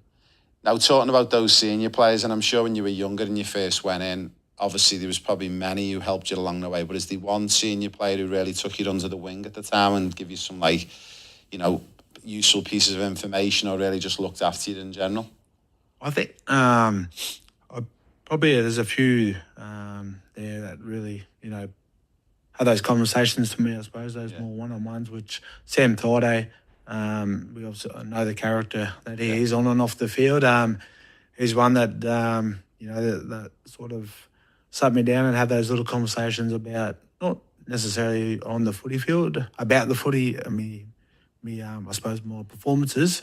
He did pull me along a few times and let me know that I wasn't, playing up to my potential or my standard, which is what you want from your senior players. You need that effort, that bit of feedback from them to, pump you up a bit and get you going. But just the conversations around who the Broncos are, what we stand for, and our past is pretty important. So, learning about how to do the right things off the footy field was obviously going to help your performance on the footy field as well. And between Sam and Petro Sevenasiva, he's Petro's the nicest man in rugby league, and anyone you talk to, there's not a nicer man out there than him. And just to watch him go about his day-to-day business, whether we'd finish a training session, he makes sure we go right around the field, and if there's 1,000 fans there, he's there until he does his job. And those little things, but they mean so much to a fan or someone that's travelled an hour and a half to come just watch training and get a signature or a photo with you. So learning off those boys was definitely something that I tried to follow in their footsteps. And again, all the coaches and the access to be a better football player through your coaches at the time, but that senior leader playing group is definitely something you need to buy into what they're doing and feed off them. That's for sure. I think it's like a great example. You're saying like there's many qualities of a leader, but one of the things I'm noticing is disappearing out the game in soccer, but also I'm seeing it in a lot of sports now is things like that, going around and acknowledging the people who've been there watching and might have drove an hour and a half. And like, I won't name names, but we do football tours with the kids of Australia over to the UK once or twice a year, and we took them to watch a women's game in the Premier League, and there's about 100 of us. We've got Aussie flags, scarves, kangaroos, everything there, and this particular player just completely walks past and doesn't acknowledge one of the girls that we had with us in the group, and we're like, wow, like this is it's poor. It is. It's it's like a couple of minutes out of your time to make someone's. And these kids are flown all the way around the world. A highlight of their lives, just to go out, get the photo, show their family, show their friends. Look who I met. Look, I've got a signature or whatever it is. It's an easy thing to do when you're winning and everything's going well, and you're feeling good about how life is, and everyone's usually generally happy to do that. I'm not saying I was perfect with doing it all, but when the crowd, little kids come and watch you and support you. It's been raining all game. Sitting there drenched in a poncho. All they want to do is touch you or get a photo with you. Just that little minute or two just to go over and go, thank you for coming. And you're not going to get to everyone. We all understand that, but at least you're showing that you're thankful for them showing up. Yeah. Now, Premierships, Origin, Kangaroos, which is the one moment, the one game that give you the best goosebumps, and why? Well, I wasn't lucky enough to win the premiership. We were very close. In 2015, we played the North Queensland Cowboys. So two Queensland teams playing a grand final down in Sydney. That was a unreal experience that year. Wayne Bennett had come back to us. He's back in Brisbane coaching after his Newcastle Knights stint. He came back to us in 2015. And that season was nothing could really go wrong for us. Everything gelled. Had a great time on the field, and we were just connected on the field. We just knew each other's game. A lot of trust within that group, obviously, to get to a GF. So we're about 5 seconds away from winning the GF, and North Queensland pulled a magic trick out of their bums, and scored in the corner. JT misses the goal from the sideline to win it, and it goes to extra time. We dropped the ball off the kick-off. They kicked the field goal to win it. So, that ring was almost on their finger. It was like that, and then just got taken away. But that's rugby league, mate. It's probably, that would have really topped off my career on a personal note to win a premiership. But it wasn't to be. But it's 10 years ago now, mate. As time fly, and crazy, eh? We've been to a couple more, and we've lost. The Broncos have lost as well in close games. So hopefully that premiership's coming back this year, and or soon enough. But I think, mate, Origin for me definitely stands out. I was lucky to represent the Kangaroos, Australia, 12 times, and we travelled England in 2016. It was in the Four Nations. We won that one over there against New Zealand. Had a great time on tour, and then 2017 we had the World Cup back here in Australia, and the same thing where we travelled obviously in Australia, so we games up down in Melbourne, up in Darwin, and we had the final against England, and we beat them on the home turf, and it was a close, very, very close match. So again, very unreal experience to be a part of that tour and win a World Cup on our home soil. Is pretty special. But yeah, definitely for me, representing Queensland, I think just the build up and the rivalry between the two states is unreal, and you would have been there. You probably would have sat there and watched there. And at Suncorp Stadium, so I debuted in 2012 for Queensland. Debuted down in Melbourne actually, so at the neutral ground at Etihad Stadium. It was the closed-in stadium down there. So got to debut down there. Big Petro Civoniceva presented me with my debut jersey the day before in the captain's run. So again, another really, really special moment there. He's one of the best front rows that ever wore that jersey as well. So to get that, we won the game one. Game two was in Sydney, and we lost that one. So it was a decider back in Brisbane. Suncorp Stadium, full house. Our fans are crazy. They love it. They travel from everywhere to run out that night. It was probably a bit like soccer, and when you play, when you're getting ready in that dressing room, it's pretty quiet, calm. Everyone's going about their business, their own preparations, what works for them. Some are having a joke, some are full serious with the headphones on, just going about their individual preparation for the game. It's pretty quiet within the dressing rooms. Get the warm-up done, things ramp up, we're ready to go. Cam Smith has his last few words to us, looking everyone in the eyes, everyone's buying in, the emotions are starting to rise. Getting that team huddle break, and then we run out onto Suncorp Stadium. They open the doors and you can just sort of hear that little bit of rumble, that little bit of noise, and then obviously Smitty goes out first and we all follow. And, mate, it's just, I'm getting goosebumps again now thinking about it. It's the best feeling in rugby league I've had, I think, running out there, packed house, sea of maroon everywhere. Our fans are the best fans in the world for rugby league. That's without a doubt. They travel so far. To run out there, hear that roar and just have a look around and embrace that was, that was unreal. And then after that, you've also run out, and then we line up arm in arm and we sing that national anthem. And again, I just do see the family. You've got to try and find them a little bit. You sort of know where they are in the crowd. So just to, see them start singing that national anthem. I used to get tears in the eyes. It was just that emotion of obviously a big game on the big stage, but just to see your family there supporting you, especially when the kids come along, it's so enjoyable to be there. Rugby league and playing for Queensland, it's not just about you. It's about the state. It's about who you're playing for. It's about sending those kids home happy. They can go back to school happy, enjoy. It's that's what they live for, mate. So yes, it's a personal goal to get there and achieve, but to go out and represent Queensland and do it for the fans, your family, the sacrifices they do for you. And the game was a very close game itself. Cooper Cronk, the man he is, steps up and kicks a field goal. I was on the bench at that time. I've already done my stint, so sitting on the bench and watching him go about his business, nails the field goal, runs back like he does it every day, gets set up, we end up winning the game. Mate, it's unreal feeling, and that's something you don't want to let go of, that feeling. Once you pull on that Maroons jersey, those feelings, those moments is something you want to be a part of. And get me wrong, we enjoy our time off the field and our bonding sessions and at the start of every camp, and that's what it's about, mate. That mateship that you build at the start of camp and when all the new players and fresh faces come in, it's about building those connections and the rewards off the back of that, of winning Origin series like that one with extra up by a point and field goal. Unreal. It's unreal, eh? Unreal.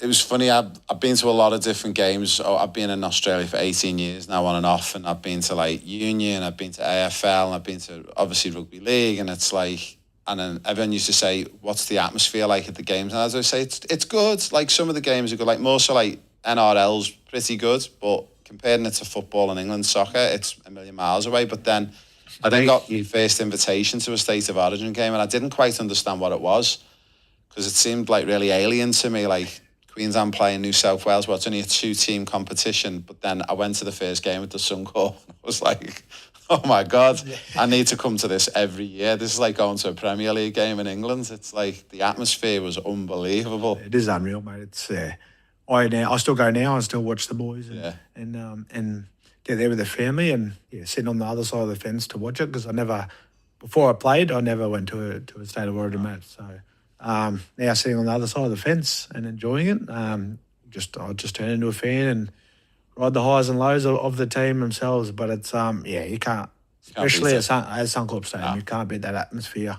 That's for sure. So if you get a chance, anyone get there and get there. Game on this year, so it should be a cracker. Now we're gonna just go to a little short break, and then when we come back, we're gonna just speak a little bit about legacy and transition, and then a little bit about what Matt's up to. So guys, just watch this advert break and we'll be back with you in the next 20 seconds. Welcome to the Professional Player Pathway. If you've got a dream yourself or a dream for your child and you're going to move heaven and earth to make it happen, this pathway is a way for young football players like you to hone your skills and get your chance in Europe. Because talent is everywhere, but Europe is where football stars are made. So it's our job to get you there. But here's the kicker. Getting to the UK or Spain for academy trials isn't enough. You need to be good enough to get signed. Which is why our programme focuses on the complete footballer. Skills, mindset, nutrition and education. We prep you not just to be as good as the English and Spanish kids, but better. In our sessions, we're going to cover a lot of ground. What exactly is the Professional Player Pathway programme? How does it improve your game? What it actually takes to become a professional footballer? Who we are partnered with? And the most important is our success stories so far. Will you be next? Register below or contact us.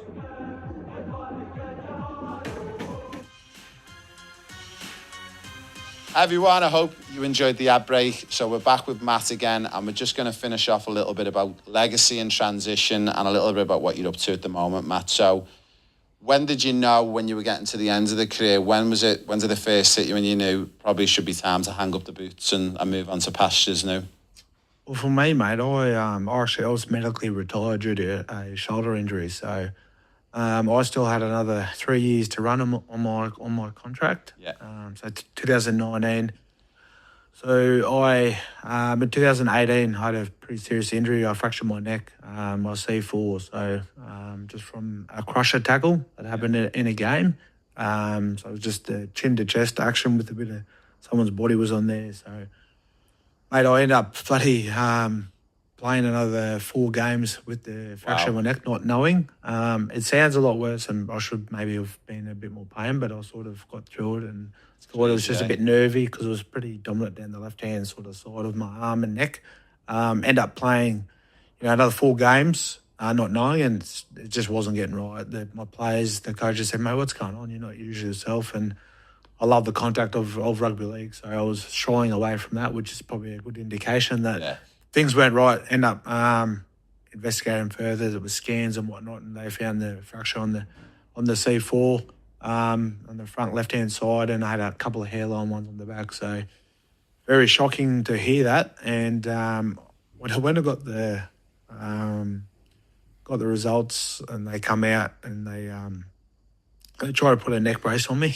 I was just like, what? I've been playing, I played 4 games with this injury, and so I brought the neck brace off and drove home, and it wasn't until the next day I had to go see the surgeons to see if I had to get surgery on the neck or whatnot. So I was pretty scared. At that time, I had the 2 older kids were in our lives, so the questions run through your head. Yeah. Am I going to be able to play footy again? What's his surgery look like? Yeah. Am I going to be able to throw my kids in the air? Be an active dad, be around them. So I was pretty scared. There was a few tears that night, hopping in the shower and obviously thinking the worst case scenario as we do and build ourselves up with the unknown. But appointment was that next morning, and straight away he cleared the air. Said you won't need surgery. It's just a normal fracture. Just got to let time heal. So I missed all of 2018. Got in there and just did pre-season, just did weights and cardio in the gym, and come back and made my return in 2019. And I got through the season, got back and represented Queensland 2 times that year. Missed the third one through a groin injury. Got to later that year and injured the shoulder again late. It might have been later games, and I already had 2 shoulder reconstructions on my right shoulder. So I just thought, maybe it's just another Rico. Go in and see the doctors. And so I got probably the bad news of, mate, there's not much we can do for your shoulders from 2 of the doctors. So again, I was upset, a bit of an emotional person, but to mentally you just want to keep playing, right? So you just want to keep going out there and think you can, but the time had come to an end where I had to hang up the boots and think about life after footy again and where I want to be. So retired at the end of 2019 due to the injury. So medically retired, so it just gave me an opportunity to work within the club at the Brisbane Broncos, which is another great opportunity to life after footy, where they're very good at keeping their players on. They have done a great job for them on the paddock, but also transition as well. So very fortunate. But it all comes to an end, and mate, I'm very happy where I am now with healthy kids and a wife and a job and everything else that comes forward. So what happened to me with a shoulder injury, a very little thing in the scheme of things when you have a look what's going on in this world. Yeah, I mean, I suppose what was to follow on from there was COVID as well, wasn't it? So you probably would have been... At the right time, mate. Yeah, so probably a good time and to get a good payoff. Yeah, that's right, yeah. All, mate, medically retire these days, they honour your contract. And that's amazing. They just have to work it out through the NRL and the Broncos to, get paid out, and which is great. And that money comes off the salary cap as well, so it frees up a bit of space to... Obviously, a player's gone, so you need to replace them. So didn't want to do it, but life goes on, mate. And I'm looking now. I'm just a supporter. Yeah. And a fan. Now, looking back to finish off on that little part of your whole career, when you think back, how do you hope that maybe your teammates or fans remember you by? And what's the one thing that you want to be remembered by from your playing career? Well, just knowing if they look over to me that I'm there, I'm going to show up for them that night. And that's the way I sort of played my rugby league. For them to look over to me Matty's here. Matty, my nickname is Gillo. So Gillo's, he's on tonight. I can count on him to do his job. I can trust him to do his job. That's not just showing it on the footy field. It's also showing it training, doing the extras, If you don't get something quite right, are you working hard behind the scenes to make that right? Yeah. Are you eating the right foods for your skin folds to be down and putting the right weight on? All those little things, have that roll on to game day and that performance on the footy field. So for me, it was about doing my part on the footy field to do my part to make my teammates better. Doing those little things, those 1% as we call, I was pride myself on showing up for my mates and doing that on a day-to-day basis off the field, but on the field is where it's shown. So definitely a bloke that shows up and gives the all every game, even though it might not be the best on game day. You might get some things wrong, but definitely just showing up for your mate is a big thing. It's a big thing. Now we've got a couple of minutes to go before we wrap up, but before we do, obviously I first met you for the first time personally a couple of months ago through Paul Merritt, and I just want to touch on a little bit and give you guys a little bit of a pump up of what you've got going on, because I've looked across it and it seems very special what you've got planned. So could you just walk everyone through who's watching and listen a little bit, like what you're doing with your current projects, what you're doing for full-time work and what you love doing at the moment as well? Yeah, so full-time at the moment, I'm working for former Origin Greats, FOGS. We're a non-for-profit organisation just here in Milton as well.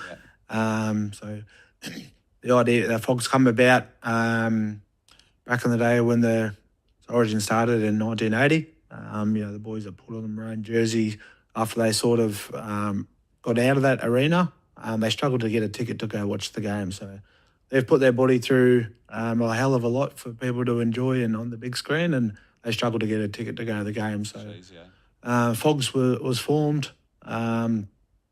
and now it's there, and we've got sort of 4 pillars that we work on. The ARDI Academy, which is Indigenous mentoring through primary and high schools, and attached to the high schools is a driving licensing program as well.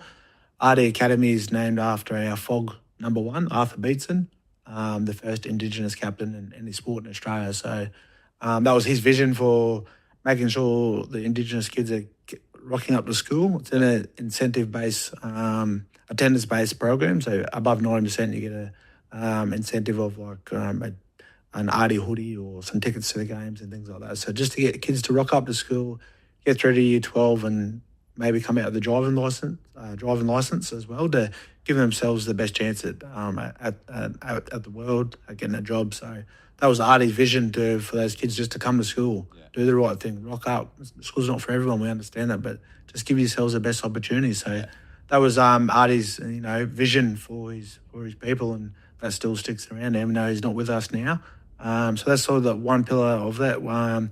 Other 3 pillars, we support Junior Rugby League. We raise money for various charities through our events, and we donate back to the FOG members, with not directly back to them, maybe a family member that's some illness or some charity work that attaches to them. And we also support the State of Origin series through some financial commitments outside of it. So that's sort of my full-time role there with the FOG. So I do a bit of ambassador work for the Brisbane Broncos on game days through the corporate arena, and also just come on this year as an assistant coach for the NRLW, so the women's program that we have there. So I'm doing that as well. And another recent one that like you touched on before, with Paul Merritt. We created a Merritt Sports platform where Paul's niche is the land and house packages in real estate, obviously Australia-wide. So we connected early last year. After a conversation, the ball got rolling with coming together to create Merritt Sports, which is something pretty special. So obviously Paul's niche is the land and house package, and for me to come into it's about mentoring athletes, footy, soccer, cricket, whatever it is, on what they're doing outside of their sport. Where are they putting their time, their interests? What are they doing? What's their distractions away from that little bubble that I sort of call it when you're stuck in a professional environment?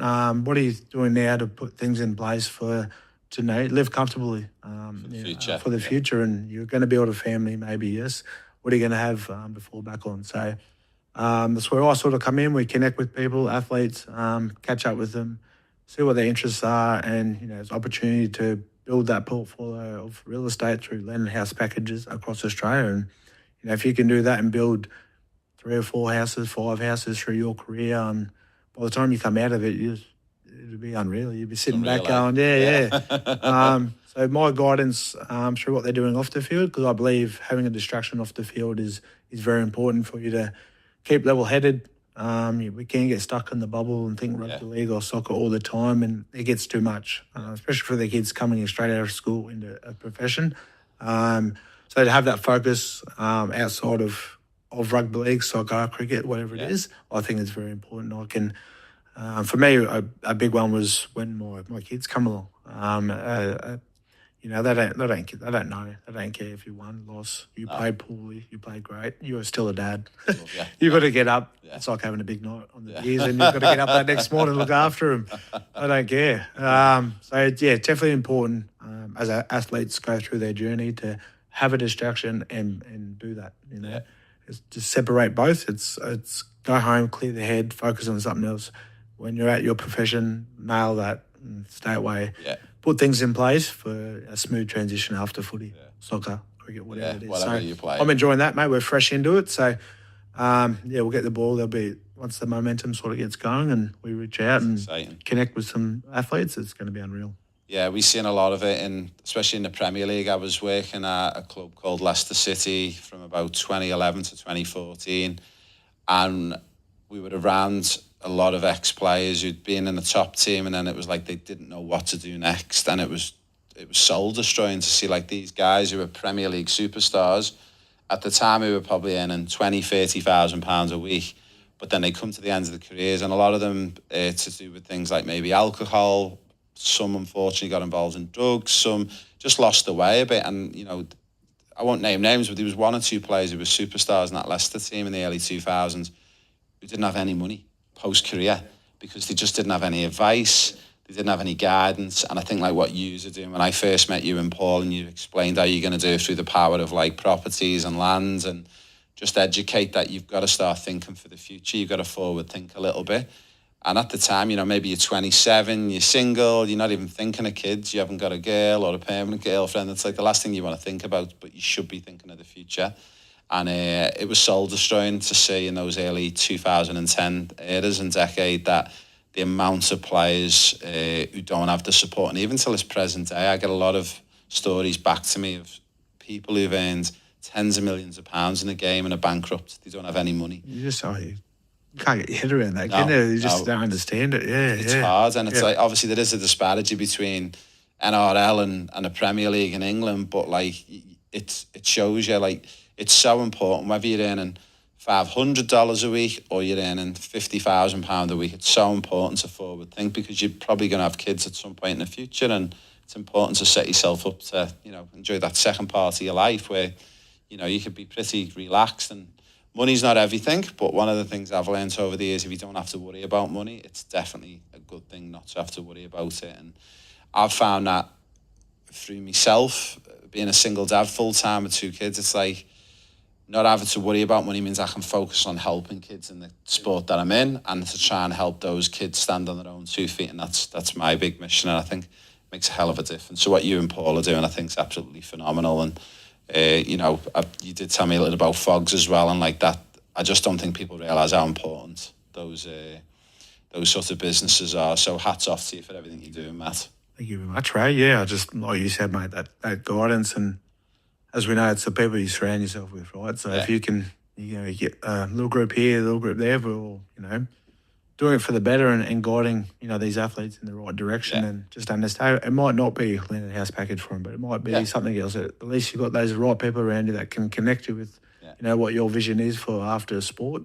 I think here in Australia, I think we can do a lot better for our athletes and guiding them in the right way. So this is just the start, but very exciting for us. And, you know, it's just giving back through my experiences, through Paul's experience. He's a father himself, obviously. He knows Land and House packages off the back of his hands, the right places to put people of whatever their situations are, their budgets are. It's, you know, leaning on us for that guidance, and, you know, I think we can do that very well. Now, we're going to drop it all in the show notes to this episode. That's been amazing. But if anyone wants to reach out and help out with Fogs or get involved with Merit Sports, how would they do that? Just contact me, mate.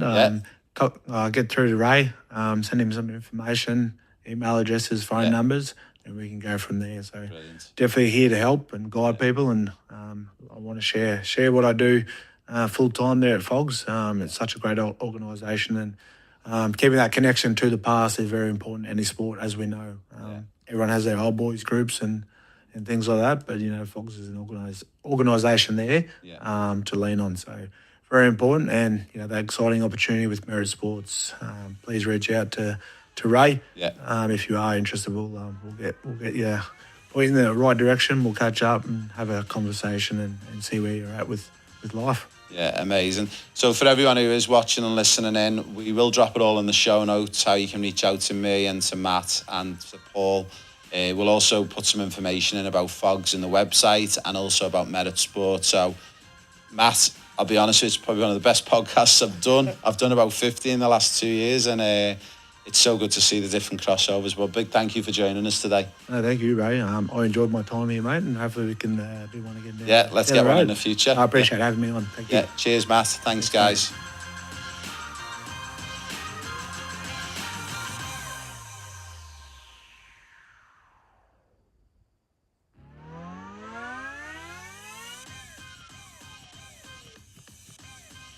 Hi everyone, this is Raymond Wood at the Raymond Wood Podcast. We are here. I say this every episode, but my episodes I think just keep getting better and better and better. We've got someone on who I've known for a couple of years now, a guy called Lockie. I met Lockie in one of my local gyms in Brisbane, and he's been a huge inspiration over the years. And what we're about to share with you on this podcast will absolutely blow your mind. I wanted to make sure this podcast happens, and you're probably wondering why I am not in my studio and why Lochie's in my studio. I've just flown back from Hawaii, and we got stranded in Sydney because of bad weather, so I've decided we want to make this episode happen. So, Lochie, a big welcome from me in Sydney at my makeshift studio, and you're in my studio in Brisbane. How are you?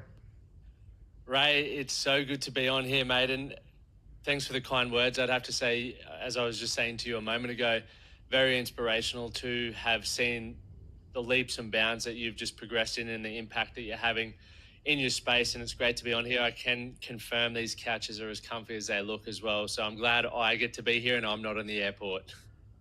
Yeah, I'm just gutted not to be there with you today, but the universe has a mysterious way for doing things, and for some reason, I'm a big believer in that. And the funny thing was, I bumped into a young boy and his dad today in the hotel where I am. And story short, we've basically just opened up a huge opportunity in Chicago in the USA for about 200 players. So the universe has chosen me to be here today and not in Brisbane, and I think we know why. That's amazing, mate. It is good when you can take I guess what would be a setback for most, to turn that into an opportunity and just roll with it. Now, Lochie, obviously, for those listeners that don't know, I'm based in Brisbane. You were based in Brisbane pretty much most of your life. And what we're going to do is we're going to get a little bit of a backstory on how you're involved and how you have been involved in sports before we get into the whole reason why we brought you on today. And I think it'll bring some context into why we brought you on. But can you just give us a little bit of a 2 to 3 minute backlog of your life to date, where you grew up, what sport you played professionally, and what you've been doing since then? Yeah, so I grew up in Toowoomba, so I was very lucky being out my parents had a bit of acreage, so I got exposed to just living outdoor from the moment that the sun came up until it went down. I was skateboarding, got into surfing, I played soccer for a while, believe it or not, rugby league, anything that I could get my hands onto or get involved in, I did, and I was very grateful for that, because at the time, what I didn't realize was I was learning a lot of great small skills that would, progress and compound over time. And I was a very good track and field athlete, so I won state titles and placed second at a state title in the 800 metres and the 400 metres. And when I went to school, I got a scholarship at Toowoomba Grammar School, which, I'm very grateful I got to go there. I'd started getting a bit of peer pressure to go to the rugby sides of things because I wanted to fit in. It was a rugby school. I was a stick-thin little skateboard runner guy, but I didn't want to get picked on anymore. So I did whatever I needed to do to become a great footballer. So when I wasn't at school, I was learning to catch and pass properly. I was learning to tackle. I was learning to use my feet. I just obsessed over it, and I was very fortunate. I went from the 13 C's to the B's to the A's, and I played 2 years of first 15 at Toowoomba Grammar School, which was awesome. And then I got an opportunity to go play over in France, which was the dream. I guess as a young boy, a young Australian bloke, the dream for me was to always be a professional athlete. I just idolized them. I would see them on the paper, in the news, and I just thought, what a life that would be. I believe that being a professional athlete would just transform everything. So having that opportunity, Ray, really, changed my life. I probably didn't maximize the opportunity when I had it. I had things that I know you talk a lot about and you educate people on. I didn't have my head screwed on my shoulders in regards to what I did outside of sport at that age. When you're living abroad, I partied a little bit too much and ended up coming back home, and that was the end of it. So I was done by 23, which looking back is probably one of my biggest regrets. But, I used that setback to be a platform to continue building into where I am today. Yeah, it's an amazing story and a journey. Obviously, for anyone that doesn't know, I met you in an amazing gym called Function Well in Brisbane. That's run by the amazing Darren and his family. And I remember the conversations we used to have in the gym, not just with you, but also with your partner Amy and the guys. And it was just like the amount of people in this one particular gym who were so inspirational and were basically all there for one reason. It's about trying to educate the youngsters growing up in Australia and around the world that these things are possible, whichever route you go down. anything's possible. And I think you and Amy are an absolute testament to share that journey and make youngsters realise that you can do anything if you set your mind to it. It's very true, and depending on what people's upbringings are or who you have, I guess, connections with or who you get to surround yourself with as a young kid, it really does either put a ceiling on or blow the roof off what you think's possible for yourself. And for me personally, once rugby was done, I didn't have access to, I probably did, but I wasn't tapped into the network around me of people who were successful in business, had great marriages, great lifestyles or great health. So I just had a limitation on what I thought was possible for me. And so as a result of that, I was thinking very small. I was acting in a way that I wouldn't say I'm proud of. But then I met my wife, and for those who don't know, my wife's a part of Shepherd, so this hit song Geronimo. And I was with her before that, but when that song took off, you got Justin Bieber's manager calling and all these huge people. And I remember thinking to myself, she's going to break up with me. I'm not a good person. I don't have any, I had poor self-esteem and I didn't have much going on in my life. But to her testament, she stood by me, and obviously we're married now, but watching her chase her dreams. So not every day is a good day in the entertainment industry, just like in the sporting space, you have ups and downs, but watching how passionate she is and how committed she is to that gave me that newfound energy and motivation to get back after what I wanted to pursue in life. Yeah, it's funny that you just touched on it. We all call it the imposter syndrome. But one of the big things that really upsets me in the modern day, and especially in Australia, is it's not the kids who have imposter syndrome because they don't even know what that is. It's the parents who have an imposter syndrome. They walk around listening to fear-based messages in the media, in the news, on the television, how you should look, how you should present yourself. And people, especially parents, just live in this fear-based world. And that's what I'm trying to break down, is that, guys, trust me, I've worked in this game for over 25 years, and this is possible. If you follow this set pathway and you apply yourself, anything is possible in this life. I couldn't agree more. And that for me is one of the things that I break down, especially with the line of work that I'm in now. I work with a lot of business owners and CEOs as well, who maybe have sacrificed marriages or their health in order to build their businesses, which I can understand because I did that as well. But looking at that, I remember, working in mental health and looking at why people wanted to escape. So just quickly touching, it's obviously, Men's Health Month this month with Movember. But looking at, for me, I was like, why do people want to escape from living? And I broke it down simply to the point of, if you want to escape something, it's just you don't like what's in front of you. And that can come through the relationship that you have, once again, the financial position you're in, the career that you're in. Maybe you don't have the energy or vitality. So I then thought, okay, well, prevention is always in my life. There's always going to be things that I admire, and there's going to be things that maybe don't suit me or my lifestyle, which is okay, because that's where individuality comes in. But from that, it's up to me to decide, okay, for me to live my best life, what does that look like based off the experiences that I have, the people that I have within my life, and how can I piece that together to continue building on top of that? And that's where the more, even from this conversation, I promise you I'll walk away going, I'm playing small. I've become comfortable. I maybe did let the fear hold me back, and I've just accepted that I shouldn't take that risk. But then from here, I'll go, okay, actually, Ray said something that challenged a limiting belief that I had, that now I'm going to go pick up the phone, or I'm going to take that extra risk to continue building my life forward. My wife and I packed up our whole life in Brisbane, where we had great careers in Australia. We had a house, we had everything. It was great. But we've packed up and moved across to Nashville, America, where we didn't know anyone. We spent a lot of money moving over there, and we're starting from scratch again. We don't have a reputation. We don't have a network. And it's daunting, but it's also knowing that when I'm 95, Ray, I want to look back on my life, one with some great stories to tell and adventures, but I also want to be sitting there going, I just gave it a red hot crack, and I did whatever I possibly could to, be the best version of myself and create the best life for myself. Yeah, you're so true. And it's funny, I just mentioned, I've just been to Hawaii for a week, and it was a work/holiday with my two daughters. And I took them to Pearl Harbor, and it was all about educating them, and more so my 10-year-old, because she didn't really know much about Pearl Harbor, and exactly what you just touched on. For me personally, I think it's about when you get to that point, if we're lucky enough to live into our 80s and 90s, to be able to share a story with our grandchildren or other people's children.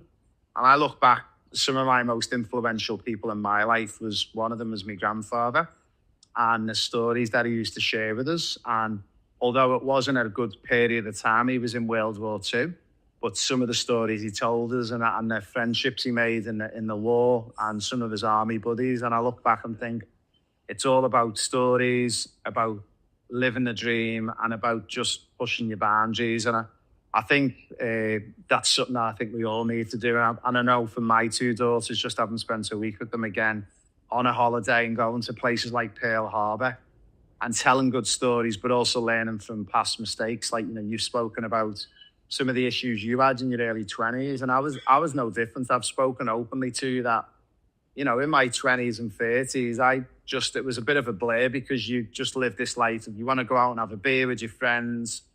Alcohol runs away with itself, and then all of a sudden you look back and you go, where's the last 20 years ago? And I'll tell you where it's gone.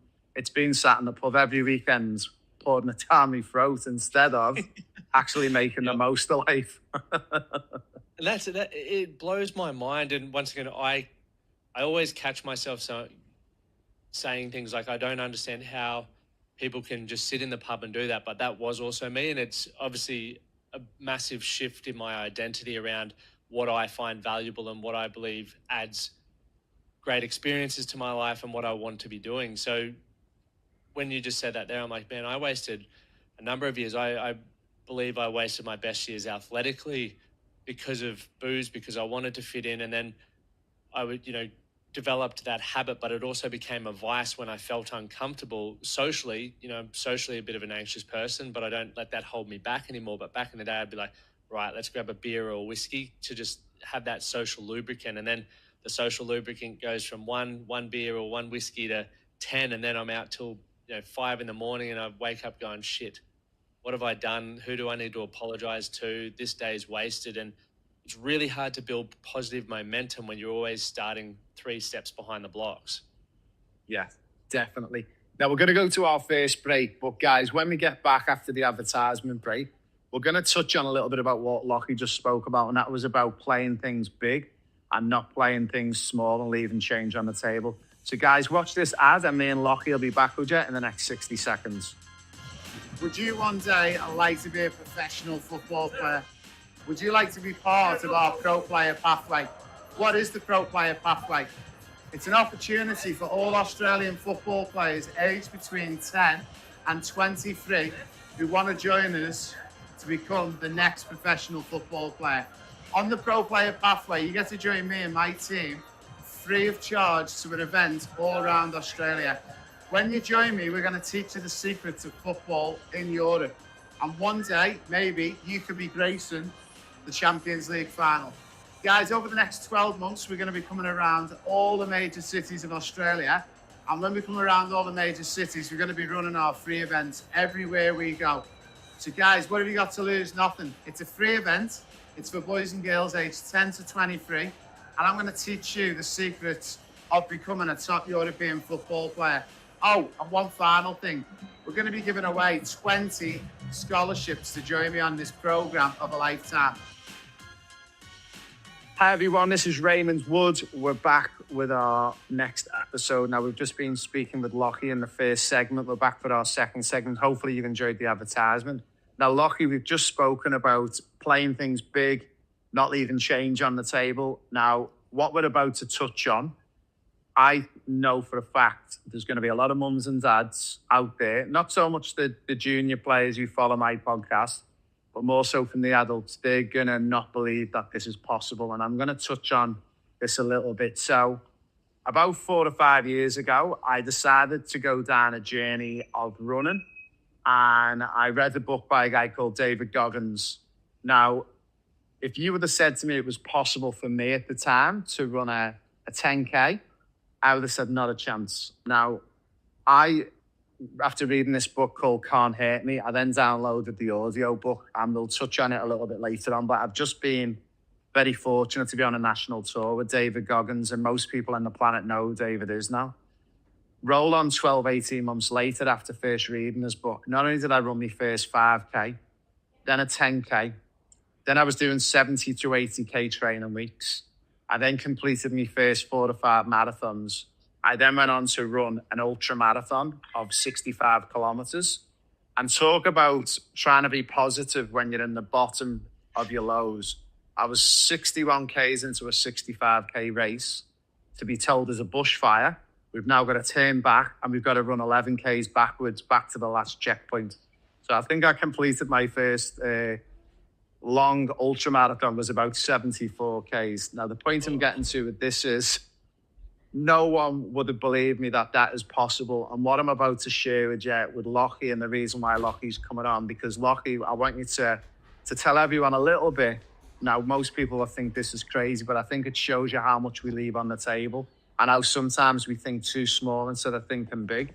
You're about to run not 50 states, but 58 states. Can you explain what you're doing and the 58 marathons that you're about to put your body through? Yeah, it is one of those things that is hard to explain and help people comprehend. But for me, it's just been something that I've been working on for the last sort of 12 weeks. Not to this specifically, but every year it gets a little bit bigger as I push my own limitations. So running 58 marathons in 58 days across all 50 states of America and all 8 states and territories of Australia. So we're kicking off in Alaska in winter. So all of America will be winter. So we're going to be hitting, sub-zero, minus 15 degrees and blizzards and snowstorms and all of that sort of stuff, to then crossing over the time zone where I'll be running 3 marathons in the space of about 30 hours to land in Australia, where it's obviously going to be March by then. And we're probably going to get those nice humid conditions in Darwin and in Perth and back in Brisbane as well. And hopefully not, but I'm more than likely going to hit over 30 degrees Celsius there. So we're looking at it I look at it as like the marathon of life, Ray. I was on a podcast with the Iron Cowboy, if anyone's familiar with him. He's a gentleman who did 50 Ironman in 50 days across 50 states. And then just after COVID, he did 101 Ironman in 101 days. And just for context, that is 3.8 kilometers swim, 180 kilometer ride, and a marathon to finish for 100 days straight. And I asked him on the podcast, I said, James, of those, they're both ridiculous, obviously, but which did you find more challenging? And he said, Lockie, the 50 Ironman in 50 days across 50 states, because of the logistics, like trying to travel, make sure that you made it to the next state within the allocated time limit, and you're dealing with, there's so many logistical things that can go wrong. And I was sitting there and he was telling me how he raised so many funds for a charity that he was passionate about. It was also something that he wanted to do personally. And I was sitting there, Ray, in America, and I've always doubted myself. My whole life, I've sabotaged myself because of doubt. I don't believe I should be in the position that I'm in, and I've always found a way to ruin that, whether it's through alcohol, through lying, cheating, manipulating, whatever it has been. And as I've gotten older, I've become a lot more responsible. I've started to develop a better relationship with myself, and I have a really great network of people around me. So I got off that call and I said, okay, I want to do something like that, but bigger with a twist. And that's where the winter came in. That's where bringing Australia back into it to cross the time zones came in. And I turned to my brother-in-law. I was like, what do you reckon about this? He's like, I'm in. That'll be awesome. I asked my wife a couple of days later, and Amy's like, nah, no chance. That's ridiculous. And then I called up a buddy of mine, Matt Lancashire from Brisbane here. And he's like, mate, you've got to do that. I'm in. Whatever you want to do, let's do it. So I went back to my wife again. I was like, look, Amy, I've got a team building where we could do this. And she's like, all right, get it out of your system, go do it. And that sort of put the wheels in motion and the excitement built. And for me, one of the things that I believe I'm put here to do, Ray, is I believe I'm athletically gifted. I believe I can inspire people to get more out of themselves by doing challenging things, maybe similar to David Goggins, but in my own way. And I've raised funds for mental health and had my own mental health issues my entire life. And we've been raising funds for the last 8 years. And the biggest limiting belief that I experience right now is I've never really wanted the attention while I've done these things. So my fundraising goals, for example, have been like $10,000 or $15,000. And this time I was like, okay, I'm going to make this $100,000. We're going to get 2,000 people moving with a challenge that we have going on, a 58-day, 1% better a day challenge. And that's going to be what I believe is like a benchmark of success. So not only will I get to push myself and experience that marathon of life where the first, even now is like that excitement zone when you set a goal or you commit to a dream where you think, oh, I could be doing something really amazing here. It's exciting. And then I'm sure I'm going to experience it probably on day 3 or 4 where the reality of it kicks in. The hard work kicks in and you go, okay, this is going to be tough. Like, am I going to choose to react and complain and not enjoy this experience? Or am I going to respond and raise my character and do whatever I can to get through this, looking after my recovery, leaning on my support team, making sure that I'm fueling myself well and just getting up day after day to complete that task. And then you obviously get that euphoric moment at the end upon completion. But for me, the people that we get to bring along with it from all around the world who are tuning in is going to be pretty exciting and pretty inspiring. And Ray, one of the cool things, I did a talk for a company on Wednesday, and they committed to knocking $100,000 out of the park for the fundraising. So now this will be the first time I've publicly said it. We're moving that fundraising goal to $1 million, which for me is very daunting. It's a lot of responsibility, but it's also, I have this opportunity to sink or swim, and I don't like sinking, so I want to swim and I want to step up and become the individual who can burden that responsibility and help impact more people with positive mental health and inspiration. Yeah, that goal is phenomenal. It was funny when I first seen your target of $100,000, and it was funny how I've realised when I look in the mirror every day how I've changed as a person, because I seen your goal as $100,000 at first, and I'm like, why is he leaving it so small? And the first thing in my head, I've gone $10 million. So when you said $1 million, I'm like, Lockie, seriously, mate, I am telling you now, not only will you get our support, you're going to get the whole planet's support, mate. So can we go for 10 million? Mate, this is why I love being around people like you, because you stretch people to grow. And I can tell everyone right now, my hands are sweating thinking about that, because to me it seems so far out of reach, but it also is something that I believe we could strive towards. If I want to be honest, I reckon we could do 2 million. 10 million to me scares the absolute bejeebers out of me. Absolute bejeebers out of me. But hey, anyone listening, you think we can do 10 million? Let's do it. Yeah, let's do it. I mean, I'm saying it to my families, and I know some of my parents think I'm crazy, and I'm like, I want to know, when we're pulling it back into a football context, what's your big dream? And I'll get kids, and the kids will say, oh, I want to play for Real Madrid, but then the dad's like nudging them going, well, we'd like to maybe play A-League, and then we'll see where we go. And my big thing is, no. My granddad used to always have a saying. He said to me, and he used to have biscuits in his cupboard, and he was quite smart, my granddad, because he'd have the plain biscuits within reach, but the chocolate biscuits were up high, and he was 6'5", so only he could reach them. And he used to say to us, Ray, if you only ever aim for the plain digestives, the best case scenario you can get to the plain digestives. He said, but if you work out a way to aim for the chocolate digestives in the next shelf, or you mightn't always get a chocolate digestive, but you're always going to be guaranteed a plain digestive. Where if you only ever aim for the plain digestive, you might not get that plain digestive. So, Lockie, we're aiming for 10 million. That's the goal. That makes me, makes me very uncomfortable, but I also do love a challenge. Now, we're going to talk about your 58 states, and let's talk about like the US first. So you're kicking off in Alaska, and then you're going to move your way around. I've had a look at your map and where you're going. How are you doing that? Are you staying in hotels? Have you got a mobile home? Can you explain to our listeners how that's going to be possible? Yeah, so we start in Alaska. So we're obviously flying to Alaska. We'll run in Anchorage, and then we'll fly back to Seattle, where we've got a motorhome. And so I booked the motorhome to take for obviously 50 days or 51 days. And they actually called me last Thursday, and they were like, Lockie, just wanted to confirm you're aware we have to winterize your van. And I said, I wasn't aware of that, but winter, that makes sense, that something has to happen. So can you please explain that? And they just said, basically, because you're in sub-zero conditions, you can't have the running shower or the running toilet because the pipes will swell and bust. So you're going to have to like find caravan parks and stuff. So we invested obviously a fair bit of money in this motorhome. And then now we've found out we've got to book caravan parks or, you know, spots every night to be able to plug the car in and make sure it doesn't break down. So we'll be staying in homes, but essentially how it works, I'm very lucky. My brother-in-law, awesome with logistics, happy to drive. We've got a documentary crew coming.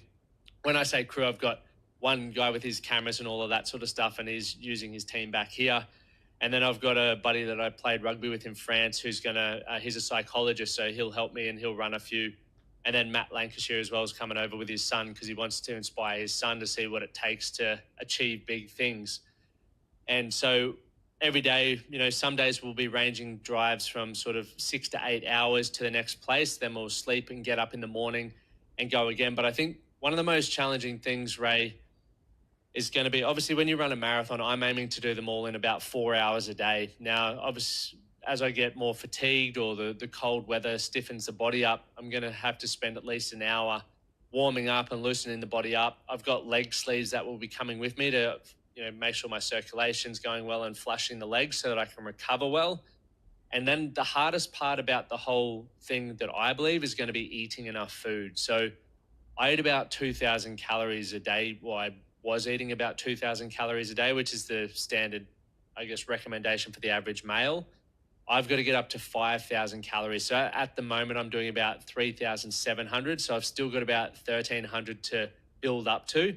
And you don't just click the fingers and start eating that many calories. Like, you have to train your stomach to be able to do that. So it's literally, even now, I think to me personally, Ray, the hardest part is learning to eat, sleep and train. So logistically, we're going to be on the move nonstop. And people are often asked what happens, you know, if you do get stuck in a blizzard.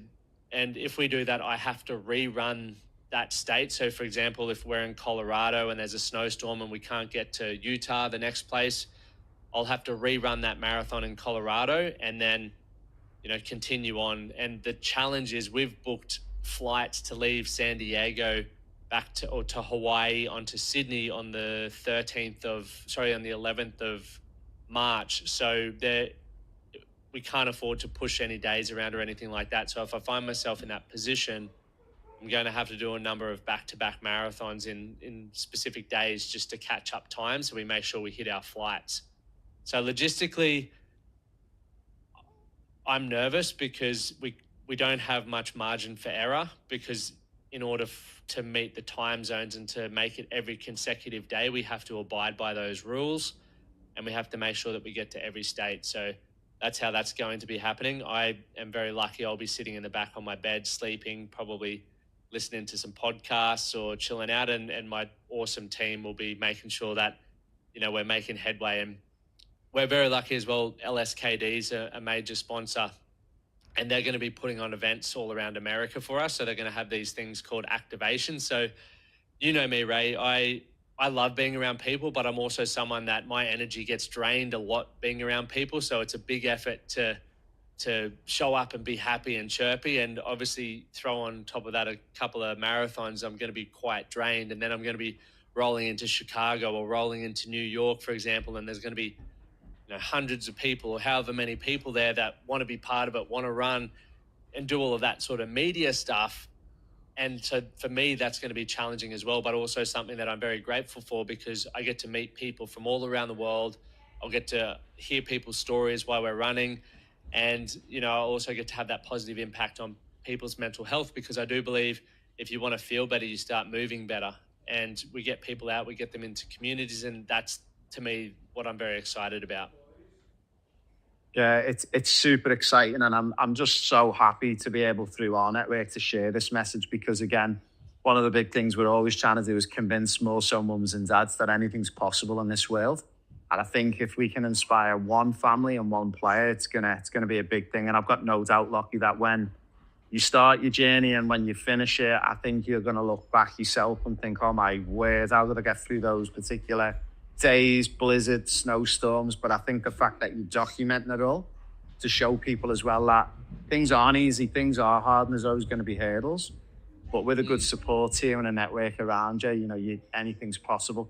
Now, guys, we're just going to go to our final ad break. And when we come back, we are going to be touching on a little bit about Lockie and his support crew, about some of the hurdles he's going to face, but also then about once he comes back into Australia for the last 8 marathons and what that's going to feel like. So watch this space, guys. We're just going to go to our final ad break and we'll be back with me, Raymond Wood, and Lockie for our final part of this amazing podcast.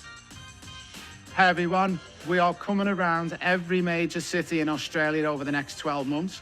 We have got free objective football testing going on, guys. It's for boys and girls aged 10 all the way through to 18 years of age.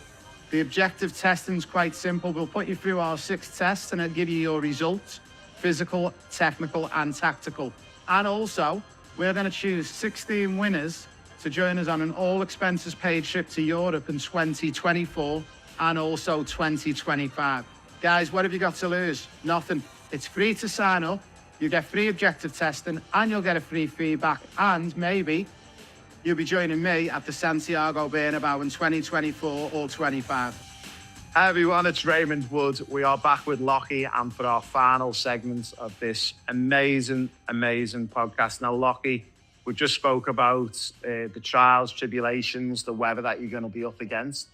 So if anyone wants to support this, obviously we'll share all the links in our show notes, but are you open to people joining you on any of the marathons, or is it a closed thing? Do you prefer your own space and just focus on you? What's the go with that if people reach out to you and want to come and run with you in one of the marathons? What's the rules around it? So we will have it open. So on the website, you can just head to mentalawarenessfoundation.org and you'll see the 58 to 58 challenge. And so essentially we're going to open up a number of them. So we'll have those events run properly. Obviously, we'll have a number of sponsors and people will be able to come for 5, 10, 15, 20 or a full, but not everyone, because there will be, I think I've learned a lot about my body and my mind, and there will be some days where I just need to run by myself and grind it out. And I don't want to ever come across snappy or anything to people. So we sort of want to control that, but a list of which ones will be available will be open to people. So there'll be I'd say we'll get about 15 in America where people will be able to join. And that's obviously a lot of your major cities there, and Nashville and San Diego and Chicago, Boston, all of that sort of stuff. And then Australia, we'll be looking to do, obviously Brisbane will be the finale, but people will be joining in most of the states here in Australia. So I'd say about probably not Canberra, just because we're in and out in 7 hours. So I won't really have time to dawdle. So that'll be the go with that one. In relation to the marathons that you do and stuff, more so for our avid runners, and as you know, I'm a really avid runner, are you following each state's particular marathon route that they normally do, or are you just designing your own marathon route? I've used Strava. So Strava is very good for showing you like marathon routes and stuff like that. So I've got 3 variations for each place. What we're going to do when we get there is just check it out, because one thing that I've learned from living in America, Ray, is you can be in one neighborhood and it's extremely nice, and you cross the train line and you're in another neighborhood and you very quickly realize you shouldn't be there. So if there's any instances like that, obviously, I want to be as safe as possible as well. So we'll do our best. And once again, we'll put all of that up. We're going to have a tracker on the website so people can track where we're up to as well. Yeah, it's going to be phenomenal. I'm so excited, and I've just myself about 4 months ago come from the decompression of my back surgery, and I'm running again. I've done a couple of 5Ks and 10Ks, and I'm hoping that I've got a bit of a surprise for you in the next couple of weeks, and I'll share it with you on one of our social posts. But hoping that if the opportunity is available to be there on your first one, the one in Hawaii, and your final one, and we've got something that we'd like to support you with, and I'm going to reveal that in the next couple of weeks on our socials. So my vision is, I was told I'd never ever run again. I got an amazing back surgery by probably one of the best back specialists in the world, and he's actually based in Brisbane, a guy called Stephen Yang. My dream is, after being told a year ago I'm probably 6 months away from being in a wheelchair, to be able to run again. If I could run 3 more marathons before I hang up my shoes, I'd love to join you on your first one, the one in Hawaii, and then the final one in Brisbane. Mate, that'd be amazing. let's make that happen. And I think the big thing that I've realised is the cross sharing of socials as well, which will be really useful to try and get it out there so we can get you as many sponsors. And I was speaking to a particular person who I was on tour with a couple of weeks ago, and we're going to see if we can make something pretty special happen for you as well. Oh, mate, appreciate that. And I just want to also touch on that for you. Like, if you think about the position you were in 6 months ago where people were saying you're down and out and you might be in a wheelchair and never running again, and the fact that you didn't take that as gospel and you went and sought other advice and